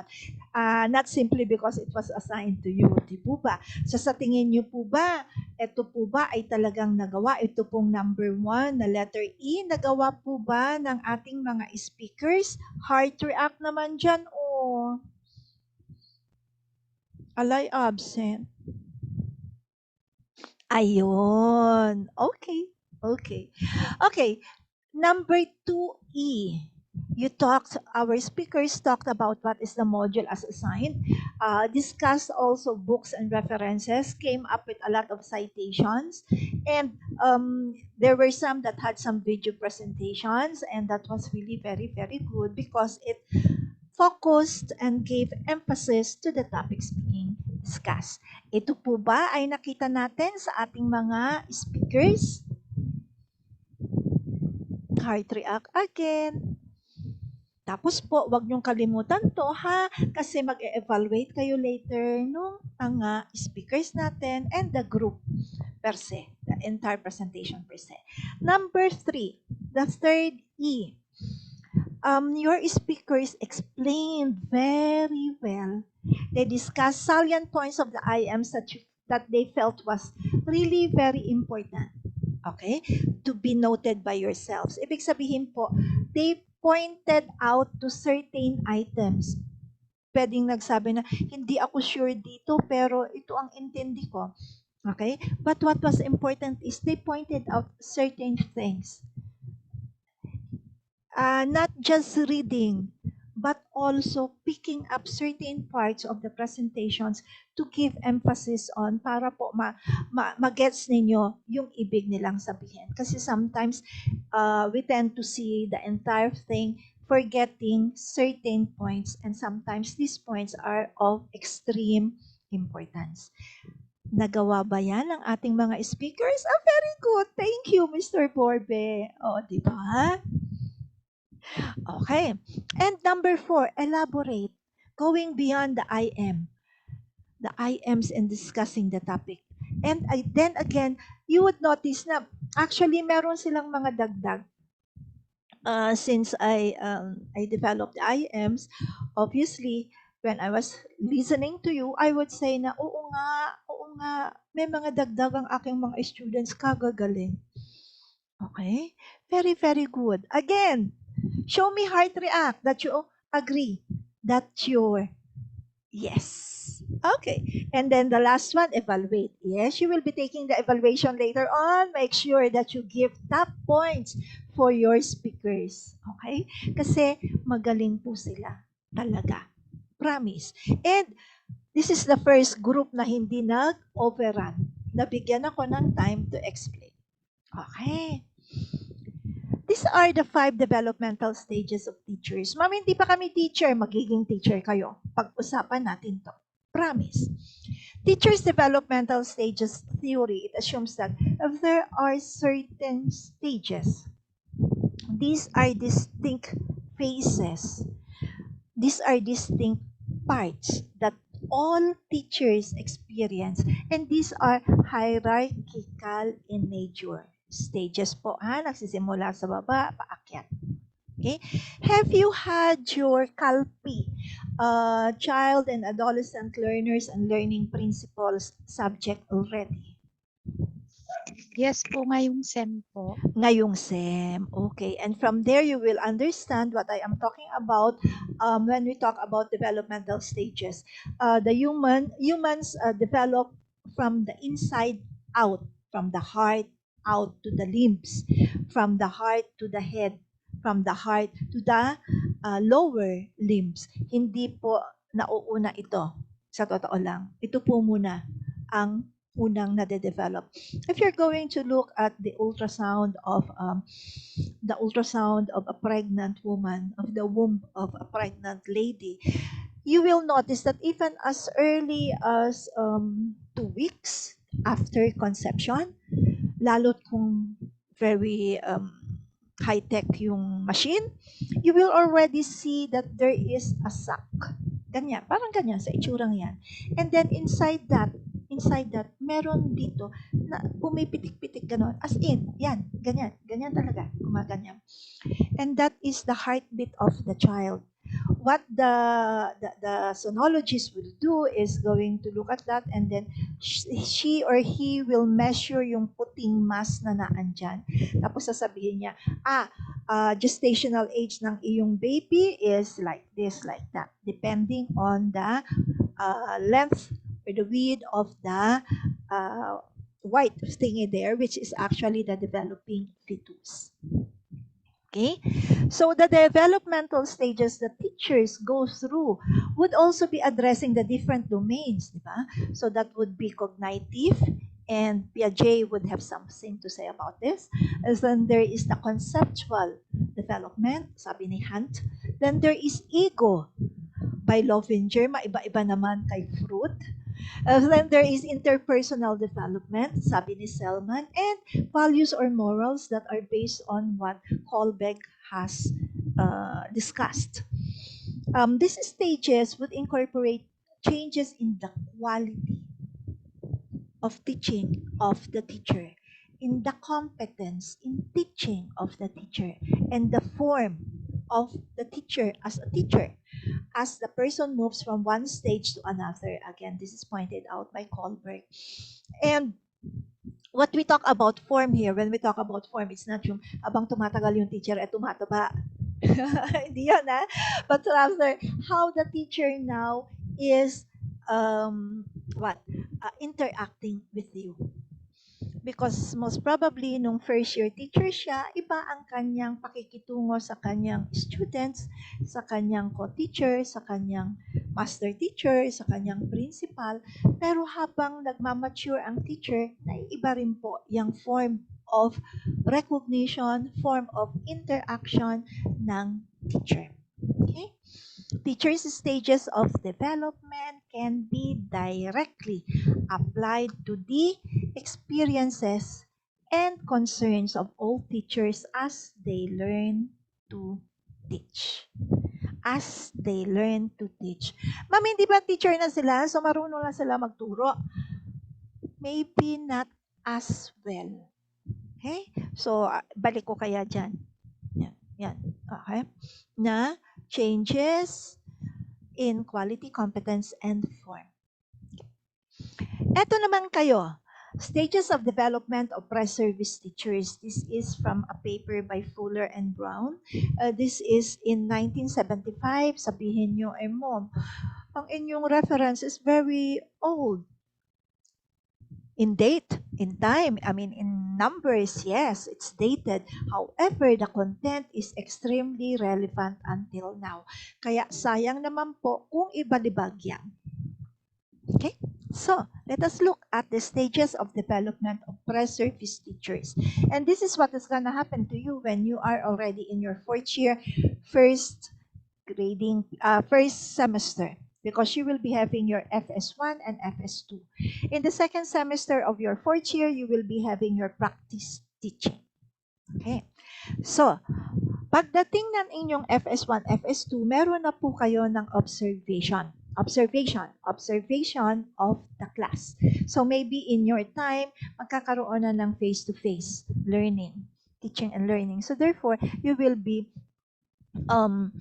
observing the cooperating teacher in a scenario wherein he or she will have live students in the classroom. Okay? So, here in the pre-teaching stage, the PST or the pre-service teacher would continue to identify with the learners in the observed class rather than themselves as a teacher. Okay?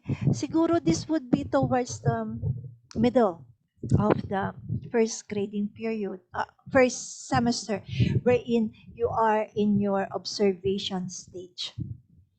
Kasi po yung FS2 is more on assistance to the teacher. Whereas yung practice teaching, yun na, yung actual teaching na you will be holding classes. So dito po, it has been noted of that the PST identifies with the learners, no? Para bang pinapanood niya yung cooperating teacher habang nagtuturo. So, kumbaga para bang isa rin siyang learner, isa rin siyang tumitingin dun sa teacher at natututo from how the teacher is conducting the class. Okay? Ganun pala yun. Ganun pala. So, student. Ganun pala. Learner. Okay? Ganun pala ginagawa dun. Ngayon ko lang naintindihan yun. Ay, parang yung ginagawa ni Ma'am Rural. Ay, parang yung ginagawa ni Sir Manamtam. Diba? Number 2, at this stage, concern about survival. Herein, there is an early concern about the survival of the PST. Here, they may lose their idealistic fantasy of their teaching role and become concerned about their own survival of teachers. When you were in first year, second year, third year, sabi niyo, ay, magaling na ako. Kasi lahat ng pinapagawa sa akin ni Sir Manamtam, pag may board work kami, nasasagot ko agad, kayang-kaya ko yan. Promise. Eto na, fourth year ka na. Okay? Towards the later part of the first semester, sabi mo na, ay, parang mali yata. Ano kaya? Kaya ko kayang magturo? Kasi bakit ganito? Bakit ganito ang reaction ng students? Ano kaya? Tama kaya ginagawa ko? Kasi after you are given the opportunity by the cooperating teacher to say, the teacher would say, sige, handle the class. Tapos, handle the class? Will I know what I will do? Ako kaya, tama kaya ang ginagawa ko? Number 3 stage, limitations of the teaching context. Here, para bang ayun na nga, concern ka. Tama ba ang ginagawa ko? Kasi later on, after your teaching engagement, sasabihin ng cooperating teacher, let us have a cooperating teacher PST conference. In which case, dito po, bibigyan ka niya ng mga inputs, ng mga suggestions, kung paano po dapat sana ma-handle yung class. Okay? This is a teaching and learning experience for you. So, kailangan nyo po ito. And you will be taking down notes. Okay? And you will be reflecting on these notes. Okay? So you are more concerned with how you are teaching and how your cooperating teacher sees you as a future teacher. At siya pwera mo na bata, yung learners. Ito, number 4. This is now concern for pupils' learning.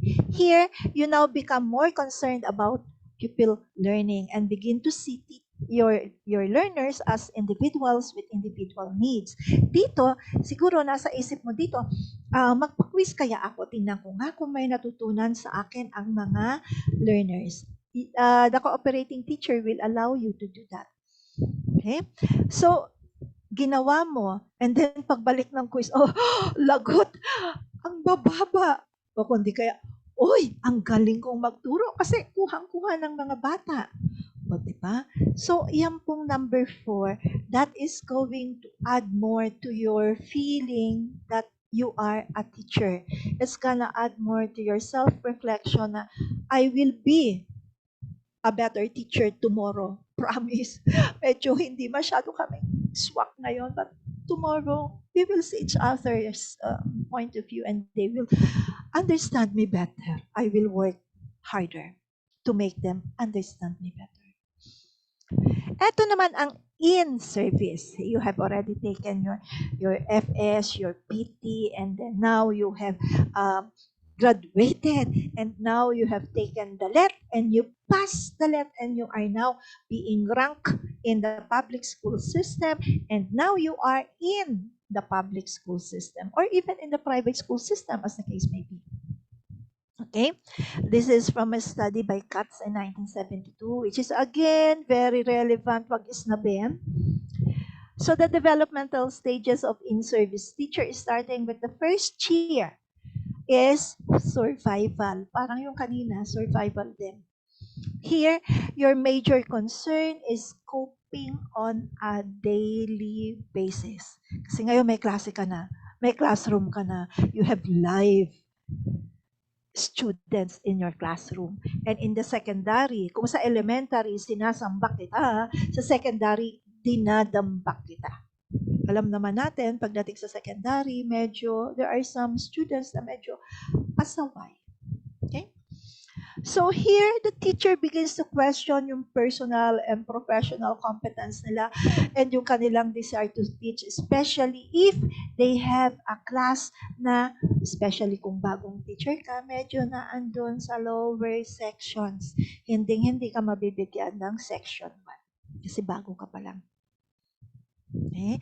So, ang tanong na dyan ng teacher, Diyos ko, patumarin. Ayoko na kaya, ayoko na. Bakit ko ba pinasok-pasok to? Ayoko na, inaaway nila ako. Diba? Sana wag naman ha. Remember what you were like when you were in secondary. Pasaway ba kayo? O mabait ba kayo dun sa teacher? Lalo na kung baguhan yan. Okay? But don't worry, you will have a host of other teachers who will be your support group. They will support you, promise. Why? Mahirap kasi marank and mahirap mag-hire ng teacher. Ang dami namang bagong graduate. Yes, ang daming bagong graduate. But hindi yan lahat pumapasa sa LET. And hindi lahat pumapasok sa public school system agad. So there is always a dearth. There is always a gap. There's always need for teachers, new teachers, to enter into the teaching force. Okay? Kaya po hindi ka naman nila pababayaan, tutulungan ka naman nila. Promise. Okay? Then here, second stage, consolidation. The teacher has begun to focus on instruction and needs of individual children. And dito ay patapos na siya ng first year going to the second year na siya. They are more able and more confident to implement the rules and routines that they have for the classroom. And they are more confident that the lesson plans that they have are going to meet the needs of the learners in the class. So, mas confident na ang teacher dito. Okay? Number 3, renewal stage. Here is nasa 3rd or 4th year na kayo as a teacher. Okay? And very competent na kayo in your practice of teaching your subject to the grade level that you are handling. And in the public school system, promotion is usually on a cyclical format as well, and it's usually every 3 years. Okay? during those 3 years, dapat may nakikitang improvement sa'yo ang iyong master teacher, co-teachers, and the principal. In DepEd, in the first year, there are 2 types of teachers who do the lesson plan and the daily lesson log. And these are the neophyte, the first year teachers. Why? Kasi po, eto po, ang point dyan is mastery of content. You are exhibiting that you do know what you are talking about even though medyo nangangarag pa kayo. Medyo kulang pa yung confidence nyo. And the master teacher. Why? Kasi yung master teacher, pag na-approve na po yan ng principal at saka ng district supervisor, yan po ay ida-download to the other teachers in the subject area specialization. So, dalawa po yan. Ang first year teacher and the master teacher. So, dito po sa third year, okay ka na dyan. Okay? You feel confident. Hindi ka na gagawa ng lesson plan. Yung mga baguhan naman na gumagawa. Number 4, this stage is the maturity stage. The teacher is still interested in new ideas and resources. However, they begin to ask deeper and more abstract questions about their philosophy of teaching and the impact they may be having in and out of the classroom. Dito po, dyan na yung very masigasig na si teacher gumawa ng action researches and maybe even more. Dito sa stage na to, mukhang ang teacher dyan definitely going towards masteral or baka tapos na ng masteral and going towards doctorate degree. Okay? And they are very much interested with what the stakeholders see when they see the teacher, how they see the teacher, what is the impact of the teacher's teaching to the children in the school and in the community. So very interested sila with what is going on para po sila ay mas makilala. It's not just in the classroom. Mas kilala sila sa school and sa community. Why do we need to know about these stages of development? If it's going to be talking about PST, kayo naman second year pa lang, fourth year yun. Makatapos if they're going to be talking about the teachers who are graduated already. Why? Okay? Because knowing this will help you and guide you in how you're going to be reflecting about how you are teaching. Okay? And if we know that these stages happen on a hierarchical pattern, therefore it's logical for you to understand na kailangan kong pagdaanan to, kailangan kong pagdaanan talaga so that yung basic survival needs mo na andun na, pinaghandaan mo na maaga pa, and while yung teachers in later stages will have needs that would relate naman sa kanilang differentiated instruction for their student learning and their continuing professional development units. The let you will behaving will be must undergo renewal every 3 years. Sa'yo ay 3 taon talaga yan, every 3 years. And for you to renew, dapat po meron kayo ng continuing professional education units. Dadalhin nyo po yan kasama dun sa inyong application and the expiring license. Dadalhin nyo yan sa PRC, pipila kayo ng kahaba-haba. Sanay na kayo dyan, kayo naman ay galing sa PUP, pila uli pila. So, and then finally, you get your renewed license. Okay? So, lagay nyo na naman sa pader. Huwag nyo muna itatapon yung luma. Pakakailanganin nyo. Okay? The stages of development can also help to determine the type of the interaction that is more beneficial to the teacher that is coming from his or her supervisors, colleagues, and the principal.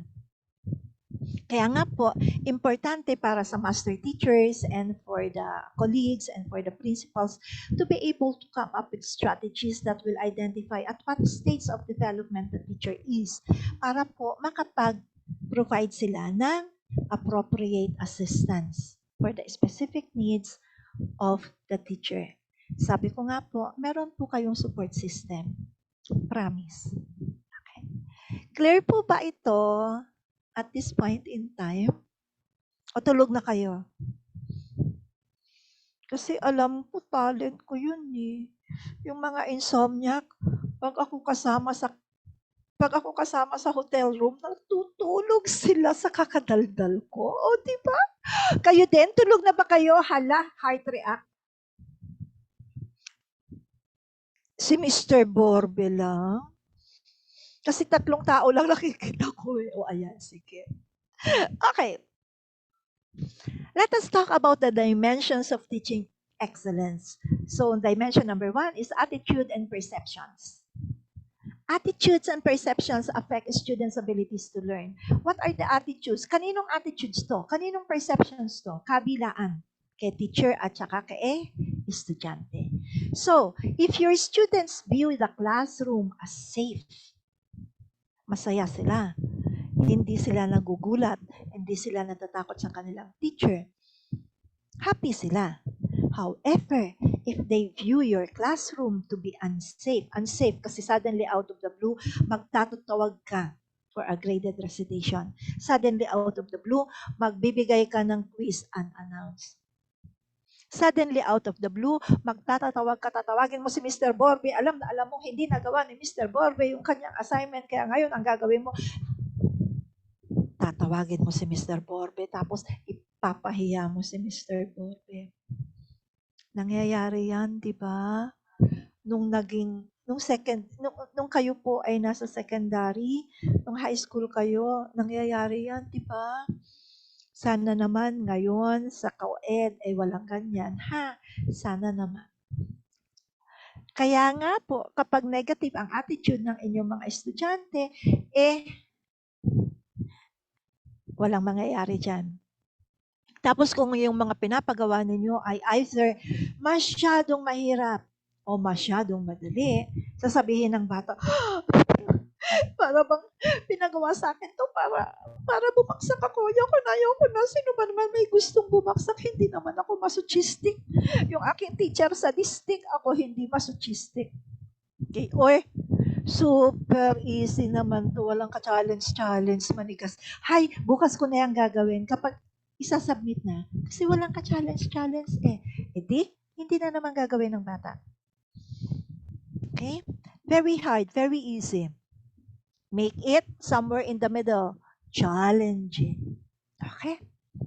So therefore, take a look at this. The key element of effective instruction is helping your students to establish positive attitudes and perceptions about the classroom and about their learning. Kasi once again, kaninong learning? Sa kanila. If you do not make it fun for them to learn, they will not learn. So make it fun for them. Okay. Number 2, acquire and integrate knowledge. You should help your students acquire and integrate new knowledge. Okay? This is something about constructivism. When they learn new information, they must be guided in relating that new information or new knowledge to what they already know, so that madadagdag nila kung ano na meron sila, and then later on, medyo tomorrow, mas mataas na yung level ng kanilang kaalaman. Okay? It becomes part of their long-term memory. When your students are acquiring these new skills, this new knowledge, there will be processes that they must learn, or a model, or stages, or steps that they need, so that they will be able to acquire that skill, possess that skill, to make it efficient and effective for them to internalize the skill, the new skills, and practice it.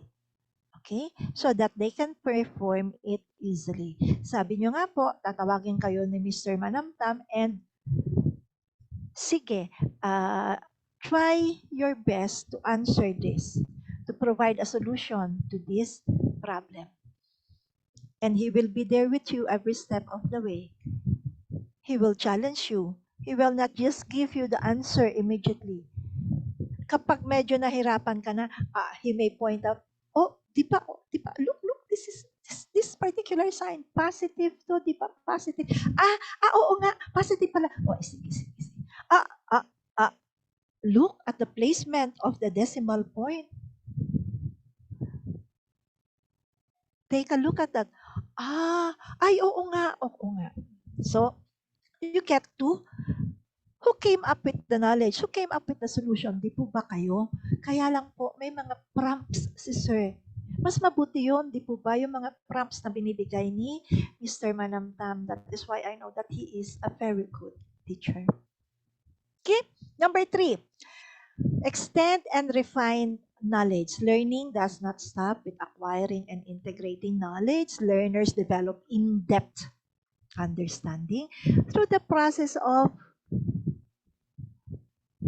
extending and refining their knowledge. Kaya nga po, meron po tayo ng tinatawag na review by making new distinctions, clearing up misconceptions. Yun pala yun. Yun pala yun. Now I understand, sir. Okay na ba? Okay, do you understand? Opo, sir, nakuha po namin. Kaya pala ganun yung sagot. Kaya pala ganun yung solution. Okay? You analyze subconsciously, unconsciously. You analyze what you have learned. So much so na mamaya, alam nyo na yon. Tomorrow, you have a different level. Okay? These are the usual reasoning processes that you follow through. Di po ba? Tama po ba? Anong say nyo? Ginagawa nyo ba yan? Especially in math? Di ba ginagawa nyo to lahat na? Absent na naman sila. Tulog na sila, promise. Loves na loves ko to si Mr. Borbe. Lagi niya ako sinasagot. Okay, number 4. Use knowledge meaningfully. Thank you very much, Ms. Nebres. Okay. When what you are learning, when what you are teaching, and what your students are finally learning makes of them able to do certain tasks that are of meaning to them, then you are teaching them and you are making that learning relevant and meaningful. So make sure that your students have the opportunity to use. Okay? So after na ituro ni Mr. Manamtam, after na meron na nung board work, then he will most probably assign you certain items that you need to solve and later on explain how you arrived at the solution. Okay? And again, eto na naman yan. As he does that, as he encourages you to be able to come up with the answers, he is allowing you to make use of this. Decision making, problem solving, invention. Okay? Because even though math is an exact science, there are some solutions that you arrive at that are the same but follows a different format. Okay? I am an accountant as well by profession. So, pag ganyan when I have a student who is, malayo, pero pagdating sa solution, tama, tatanggapin ko eh. Kasi tama yung solution niya. Kahit magtaasan ng kilay ng mga officers sa classroom, ng mga matatalinong officers, tapos meron akong isang ireg, tatanggapin ko pa rin. Okay? Tatanggapin ko pa rin. Allow the child to come up with his or her own definition of what is relevant to him or to her. Thank you, Ms. Nevres. Number 5, you must have this, habits of mind. The most effective learners have developed powerful habits of mind that enable you to think critically, think creatively, and regulate your behavior. Bakit kaya pumasok yung behavior sa usapan? Pag-usapan natin, when you talk about critical thinking, you talk about being accurate and seeking accuracy. Be clear and seek clarity. Pareho ba yung accuracy tsaka yung clarity? Accuracy, tama. Numbers usually. Clarity, tama din, pero more here. Thinking. Maintain an open mind. Restrain impulsivity. Huwag masyadong impulsive. Why? Baka biglang taas na kamay. Tapos, mali. So, isip mo na. Isip mo na. Take a position when the situation warrants it. Respond appropriately to others' feelings and level of knowledge. Sympathy and empathy. Hindi porke ikaw alam na alam ni Mr. Manamtam, na alam mo talaga yung sagot, all the time nakataas ang kamay mo, tatawagin ka niya all the time? Maybe not. Okay? He will give a chance to the others. Kaya ikaw din, give ka din ng chance sa others, ha? Okay? Wag naman, sapaw ka, ha? Mas maganda yung meron ka ng empathy for your classmates. Okay po? Thank you, Miss Nevres. Ayan, creative thinking. Magaling ka dyan, persevere. Diba? PUP. Pila uli, pila. Anong tawag sa persevere in Tagalog? Ikaw ay matyaga. Push the limits of your knowledge and abilities, generate trust, and maintain your own terms, standards of evaluation. Hindi all the time, tama siya dahil siya yung pinakamagaling sa inyo. Baka mamaya, you think about it. For all you know, meron pang iba. Generate new ways of viewing a situation that are outside the boundaries of standard conventions.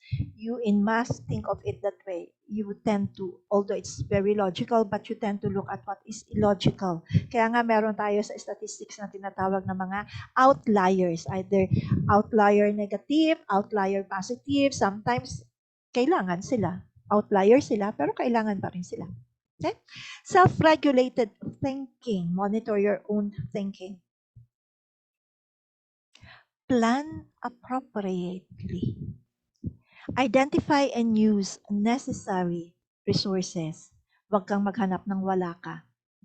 Respond appropriately to feedback. Okay? Pag sinabi ni Sir Manamtam, parang mas tama yata yung solution ni Huwag kang magalit. Huwag mo siyang awayin mamaya. Huwag mo siyang bantayan doon sa may PNR, ha? Okay? Evaluate the effectiveness of your actions. Effective ba yung binugbog mo siya? Baka mamaya, pareho kayong dalawang matanggal pa sa PUP. Sayang naman. Okay? Eto, alam nyo lahat to. But let us look at number 1. Learner-focused instruction. That's why you will notice that your teachers in the College of Education are very, very, very, very makulit. Makulit po talaga kami sa pagtuturo sa inyo. Kahit nga po ganitong tayo po pasensya na, wala akong Zoom capability, pasensya na, thank you for hosting. But I must, aside from increasing my bust, I must also make sure that you learn. Okay? And try and do things so that you will understand and learn things better. Kaya nga po sa project-based learning, kayo ang nag-present. And in the process, you went on researching, you came up with other things that are not in the module, and tried and did your very, very best, which was very good, to present what is there to your classmates in a very, very beautiful way. Thank you for that. Okay? Thank you, Miss Nebres. Labs na labs ko to si Miss Nebres. Okay, eto ang walang kamatayang 7 major philosophies of education na diniscuss nyo kanina.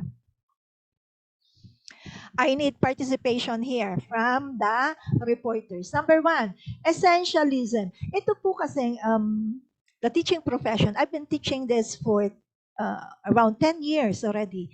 And every semester we have this. We talk about this kasi nga po, this is the mainspring of your, the springboard of your teaching philosophies. And dapat po talagang maintindihan nyo to.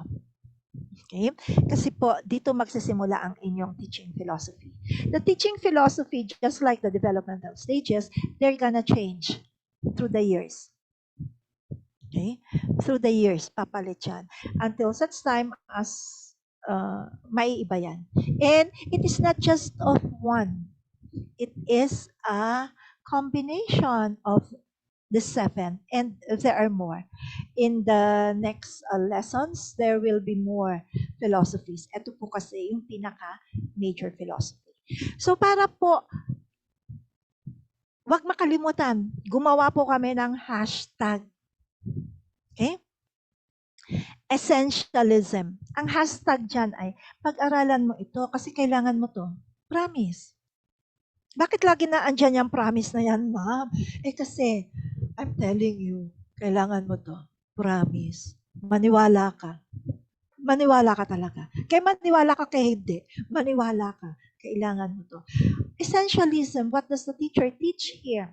What is important for you? Math majors. First, you learn how to count. Then you learn to add 1 plus 1 equals 2. Then you learn to multiply 1 times 1 equals 1. Then you learn to subtract 1 minus 1 equals 0. Then you learn to divide 1 divided by 1 equals 0 pa rin. Or 0.5. Kulit, no? Ibang level na yun. So, what the teacher teaches here is what is essential, what is kailangan mong matutunan. Okay? Basic. Like for example, the Constitution. Okay? Hindi mo yan makakalimutan. Kailangan mong matutunan yan. Promise. Yung mga Biblia natin, yung what is written in our Bible. Okay? The different national holidays in the land. Nadadagdagan, yes, but there are certain that are really basic. Basic yan. Kaya pag-aralan mo ito, kasi kailangan mo to, promise, huwag mong kalimutan, kailangan mo to. Tama po ba ang hashtag natin? Ano masasabi ng reporter ng essentialism? Tama po ba? Sabi ni Miss Nebres, yes. Okay? Progressivism, alamin mo ito ngayon at gamitin mo bukas. Okay, ano naman yan? Take a look at what is happening in politics. Pag-aralan mo ngayon. Pag-aralan mo ngayon. Okay? Pag-aralan mo what they are doing. Okay? So that tomorrow, when it's your turn, maaalala mo at masasabi mo, this is the solution that I will do. Because I saw what happened in the past. So therefore, my solution is like this. So progressivism teaches you what is happening now. Teaches you to give attention to what is happening now. Because this would be the needed resource for what will happen tomorrow. Okay? What is being done now? Because this is what will happen tomorrow. Kaya gawa kayo ng project-based learning. Gawa kayo ng webinar. Kasi promise, pagdating ng ikaw ay teacher na, kailangan mo to, kailangan mong magawa ito. Now you could say, ganito pala yon. So now I can do it. This is how I will do it. Progressive tayo. Future thinking. Gets po ba? Kaya yan po ang hashtag dyan. Alamin mo ito ngayon at gamitin mo ito bukas. Promise. Gagamitin mo to. Promise. Number 3, perennialism. Ganito kami noon. Ganito ka rin ngayon. There are certain truths that are universal. There is nothing you can do about it. Ganon talaga yon. Babies are born after 9 months. The human baby anyway. Okay? Water boils at 100 degrees centigrade. Alam namin yan noon. Alam mo rin dapat yan ngayon. Perennial yan. Di yan mapapalitan. The moon is a satellite that orbits around the earth. The earth is a body that orbits around the sun. It is in effect a satellite of the sun. Okay? That is up. That is down. That is north. That is south. Okay? Hindi yan mapapalitan. Kaya kapag medyo may naiba dyan, natutulala tayo, no? Bakit ganun? Bakit ganun ang nangyari? Bakit naiba? Kasi nga, ang nasa isip natin, perennialism, yan ang dapat mong matutunan because that is a general truth. There is nothing you can do about it. Blood types are O, A, B, and AB. If there is no blood type na C or V, walang ganon na, promise. Okay, existentialism. This is the major philosophy that says that accept kita maging sino ka man. Promise. This points out what is unique about the child. This is one philosophy that is very, very, very, very hard to internalize for the teacher. Imagine mo, titignan mo yung 40 estudyante, pati yung pasaway number 1. Tapos mamahalin mo siya.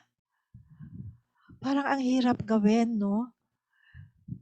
Sa totoo lang. So this is one of the hardest. But what this does is gives you the thinking, para it's always there at the back of your mind. It may not be here, it may be at the back of your mind, pero darating yung point in time mo as a teacher, sasabihin mo, napakapasaway nitong batang to, kaya lang, pogi naman siya. Or, maganda naman siya. Or, kawawa naman ito kapag hindi ko ito maipasa. Kasi for one thing, I know naman that he is trying. I know naman that he has positive attributes. Kaya nga, SIS evaluation, if you don't have anything nice to say, don't say it. Always think of what is good. Kahit ba hate na hate mo na yan, jowa mo, once upon a time, you were happy together. If you will remember that, baka mabawasan ng konti yung hate mo. Okay? Baka, especially tayong Filipinos, madali tayo mapagbigay tayo eh. Baka mamaya, imbis na mag-break kayo, mag-cool off na lang muna kayo, then you'll get better at each other's, Kaya accept kita maging sino ka man. Promise. We see what is the individual characteristic that is good. We try not to see the negative. And in the process, learn to accept the child. Okay? Kaya accept kita maging sino ka man. Promise. Number 5. Sa number 4, before I forget, sa number 4, the principle there is self-fulfilling prophecy. If you keep telling the child, ay, Diyos ko, patawarin, napaka-bobo mo talaga, that child is going to be bobo for life. Pag sinabi mo dyan sa batang yan, wow, that is a different solution, but you arrived at the same answer. Very good. Really innovative. I like that. I like the way you think. The child is going to be a very good thinker. Di kanya makakalimutan. May mga ganyan ako kahit saan na andyan. Do you have a class with me? Ala po. Why are you here? Gabi na, di ka pa nauwi. Ma'am, kasi gusto lang kitang makita. Gusto ko lang marinig ang boses mo. Gusto ko lang masama sa klase mo. Pwede bang mag-sit in? Oh, sure, you are very much welcome.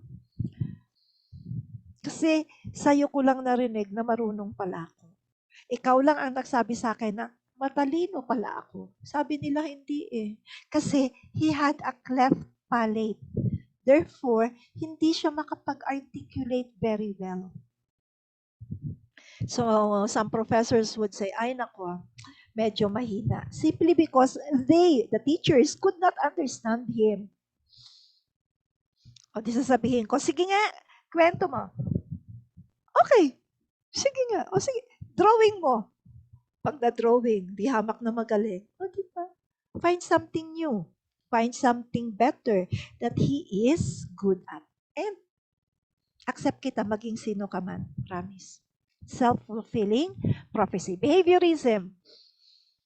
Gawin mo ito ngayon para magawa mo ito bukas. Promise. Behaviorism. When I enter the classroom during face-to-face, I would say, good afternoon, teachers. Lalo kapag first, second meeting, ala, walang tumatayo. Hindi labas ako ulit. Punta ako doon sa may railing. So maya-maya, balik ako ulit. Good afternoon, teachers. May isa, dalawa, natayo na sabi, good afternoon po. Hindi pa alam yung pangalan ko eh. No? Labas ako ulit. Good afternoon, teachers. Chances are baka mamaya may nakatayo na talaga, hindi pa umuupo until babalik ako. And then what do I tell them? How do I explain this? I would explain that, when the teacher comes in, you must immediately say, good afternoon. What does it signal to me? It signals that you are ready for my class. Kaya nga po, nagtatanong ako by saying, good afternoon. Good afternoon, teachers, by greeting you. Kasi if you will tell me, you will not answer in the affirmative, that means that you are not ready yet to listen to me. Di alis mo na ako. Diba? Good afternoon, teachers. O, ayan. Good afternoon, ma'am. O, ayan. Okay na. So, we start our class. Okay? If you do this, if you keep insisting on a particular behavior, your students will follow. The principle there is the push me, pull you principle. Push me, push your students to be better. Push your students to do this. Push your students to achieve this. Push them to be better people. And later on, you will notice that they will pull the others with them. Okay?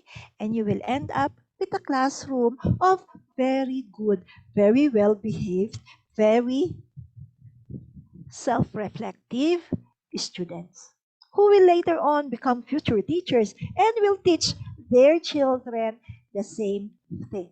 Push me, pull you. Gawin mo ito ngayon para magawa mo ito bukas. Promise. Okay? Tama po ba? Sino nga nagkwento nito? Tama po yung sinabi ko? Ayan. Linguistic philosophy. Gets mo, gets ko, gets nating lahat. We are on the top of the food chain simply because we have a language that is spoken, a language that is written, a language that is shown, a language that is felt. Okay? For all you know, the dogs, the cats, they also have a language, but they cannot tell us about this. So, okay? But we humans, we communicate. And communication is key in education. Kahit na it's sign language, it is a language. And it does teach. And people do learn. Okay? Kahit nasaan ka sa mundo may Pilipino. When I was in Saudi, they would talk to me the Filipinos would talk to me in Arabic. Okay? Akala nila sa akin, Lebanese. Sabi ko, hindi, kabayan.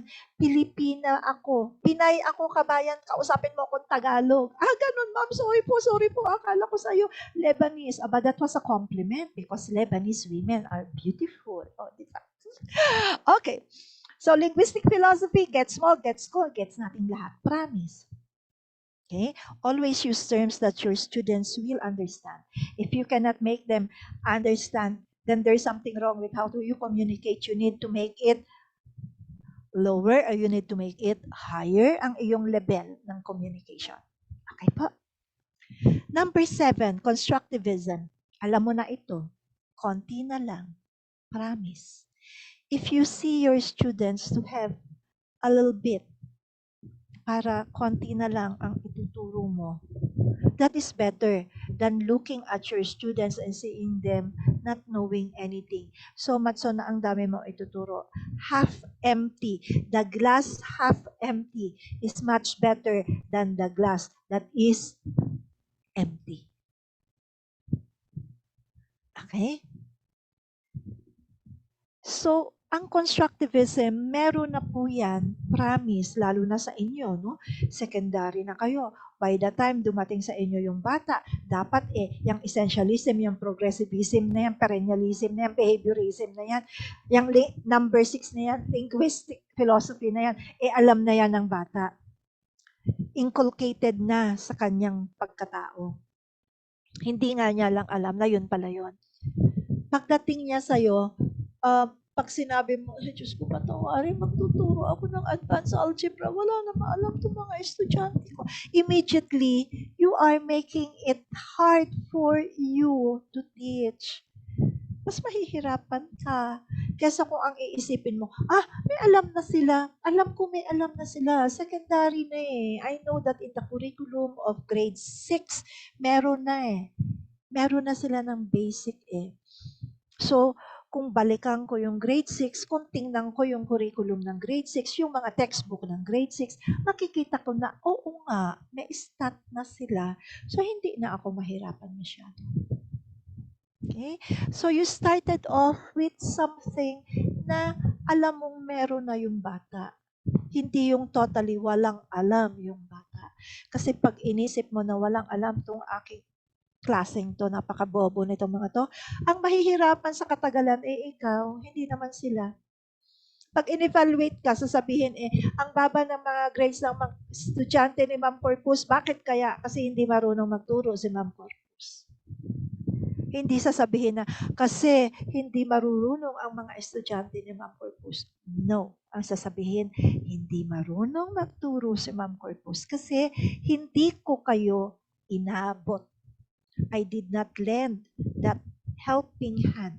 I did not extend that helping hand to make you learn. Okay? Kaya inculcate that. Alam mo na ito, konti na lang. Promise. Okay po ba ang hashtag natin? Gusto nyo po ba yan? Sa tingin nyo po ba, yan ay magagamit nyo? Diba? Very good. Thank you. So, ayan. Thank you for your active listening and learning to this webinar. Okay? So, continue being safe in your homes and with your loved ones. Do not go out with the mask and the shield. You are not allowed to go to the Camposanto. You are not allowed to visit them. Mag-light ka na lang ng candle and then just pray for them in your house. You can always tell them, Lolo, Lola, ako na lang ang bisitahin mo kasi hindi kita mabibisita. Ganun na lang. O, di ba? Mas gusto niyo yon. Promise. Okay. Before I end, the evaluation is there. The Q&A is there. Take note that you must submit the evaluation and what do you call this? The answers to the Q&A. Our next meeting is going to be on November 11. So, ang submission nyo po sa leaders would be on November 8. Okay, leaders, yan po ang final day natin. Para po yung mga correspondence pips natin, kahit isa lang yan, hintayin natin. Okay? So as much as possible, when you give me the results on or before November 11, complete po yan. Okay? And yung mga audience naman, reflect on the type of learning that you imbibe today, na overload na,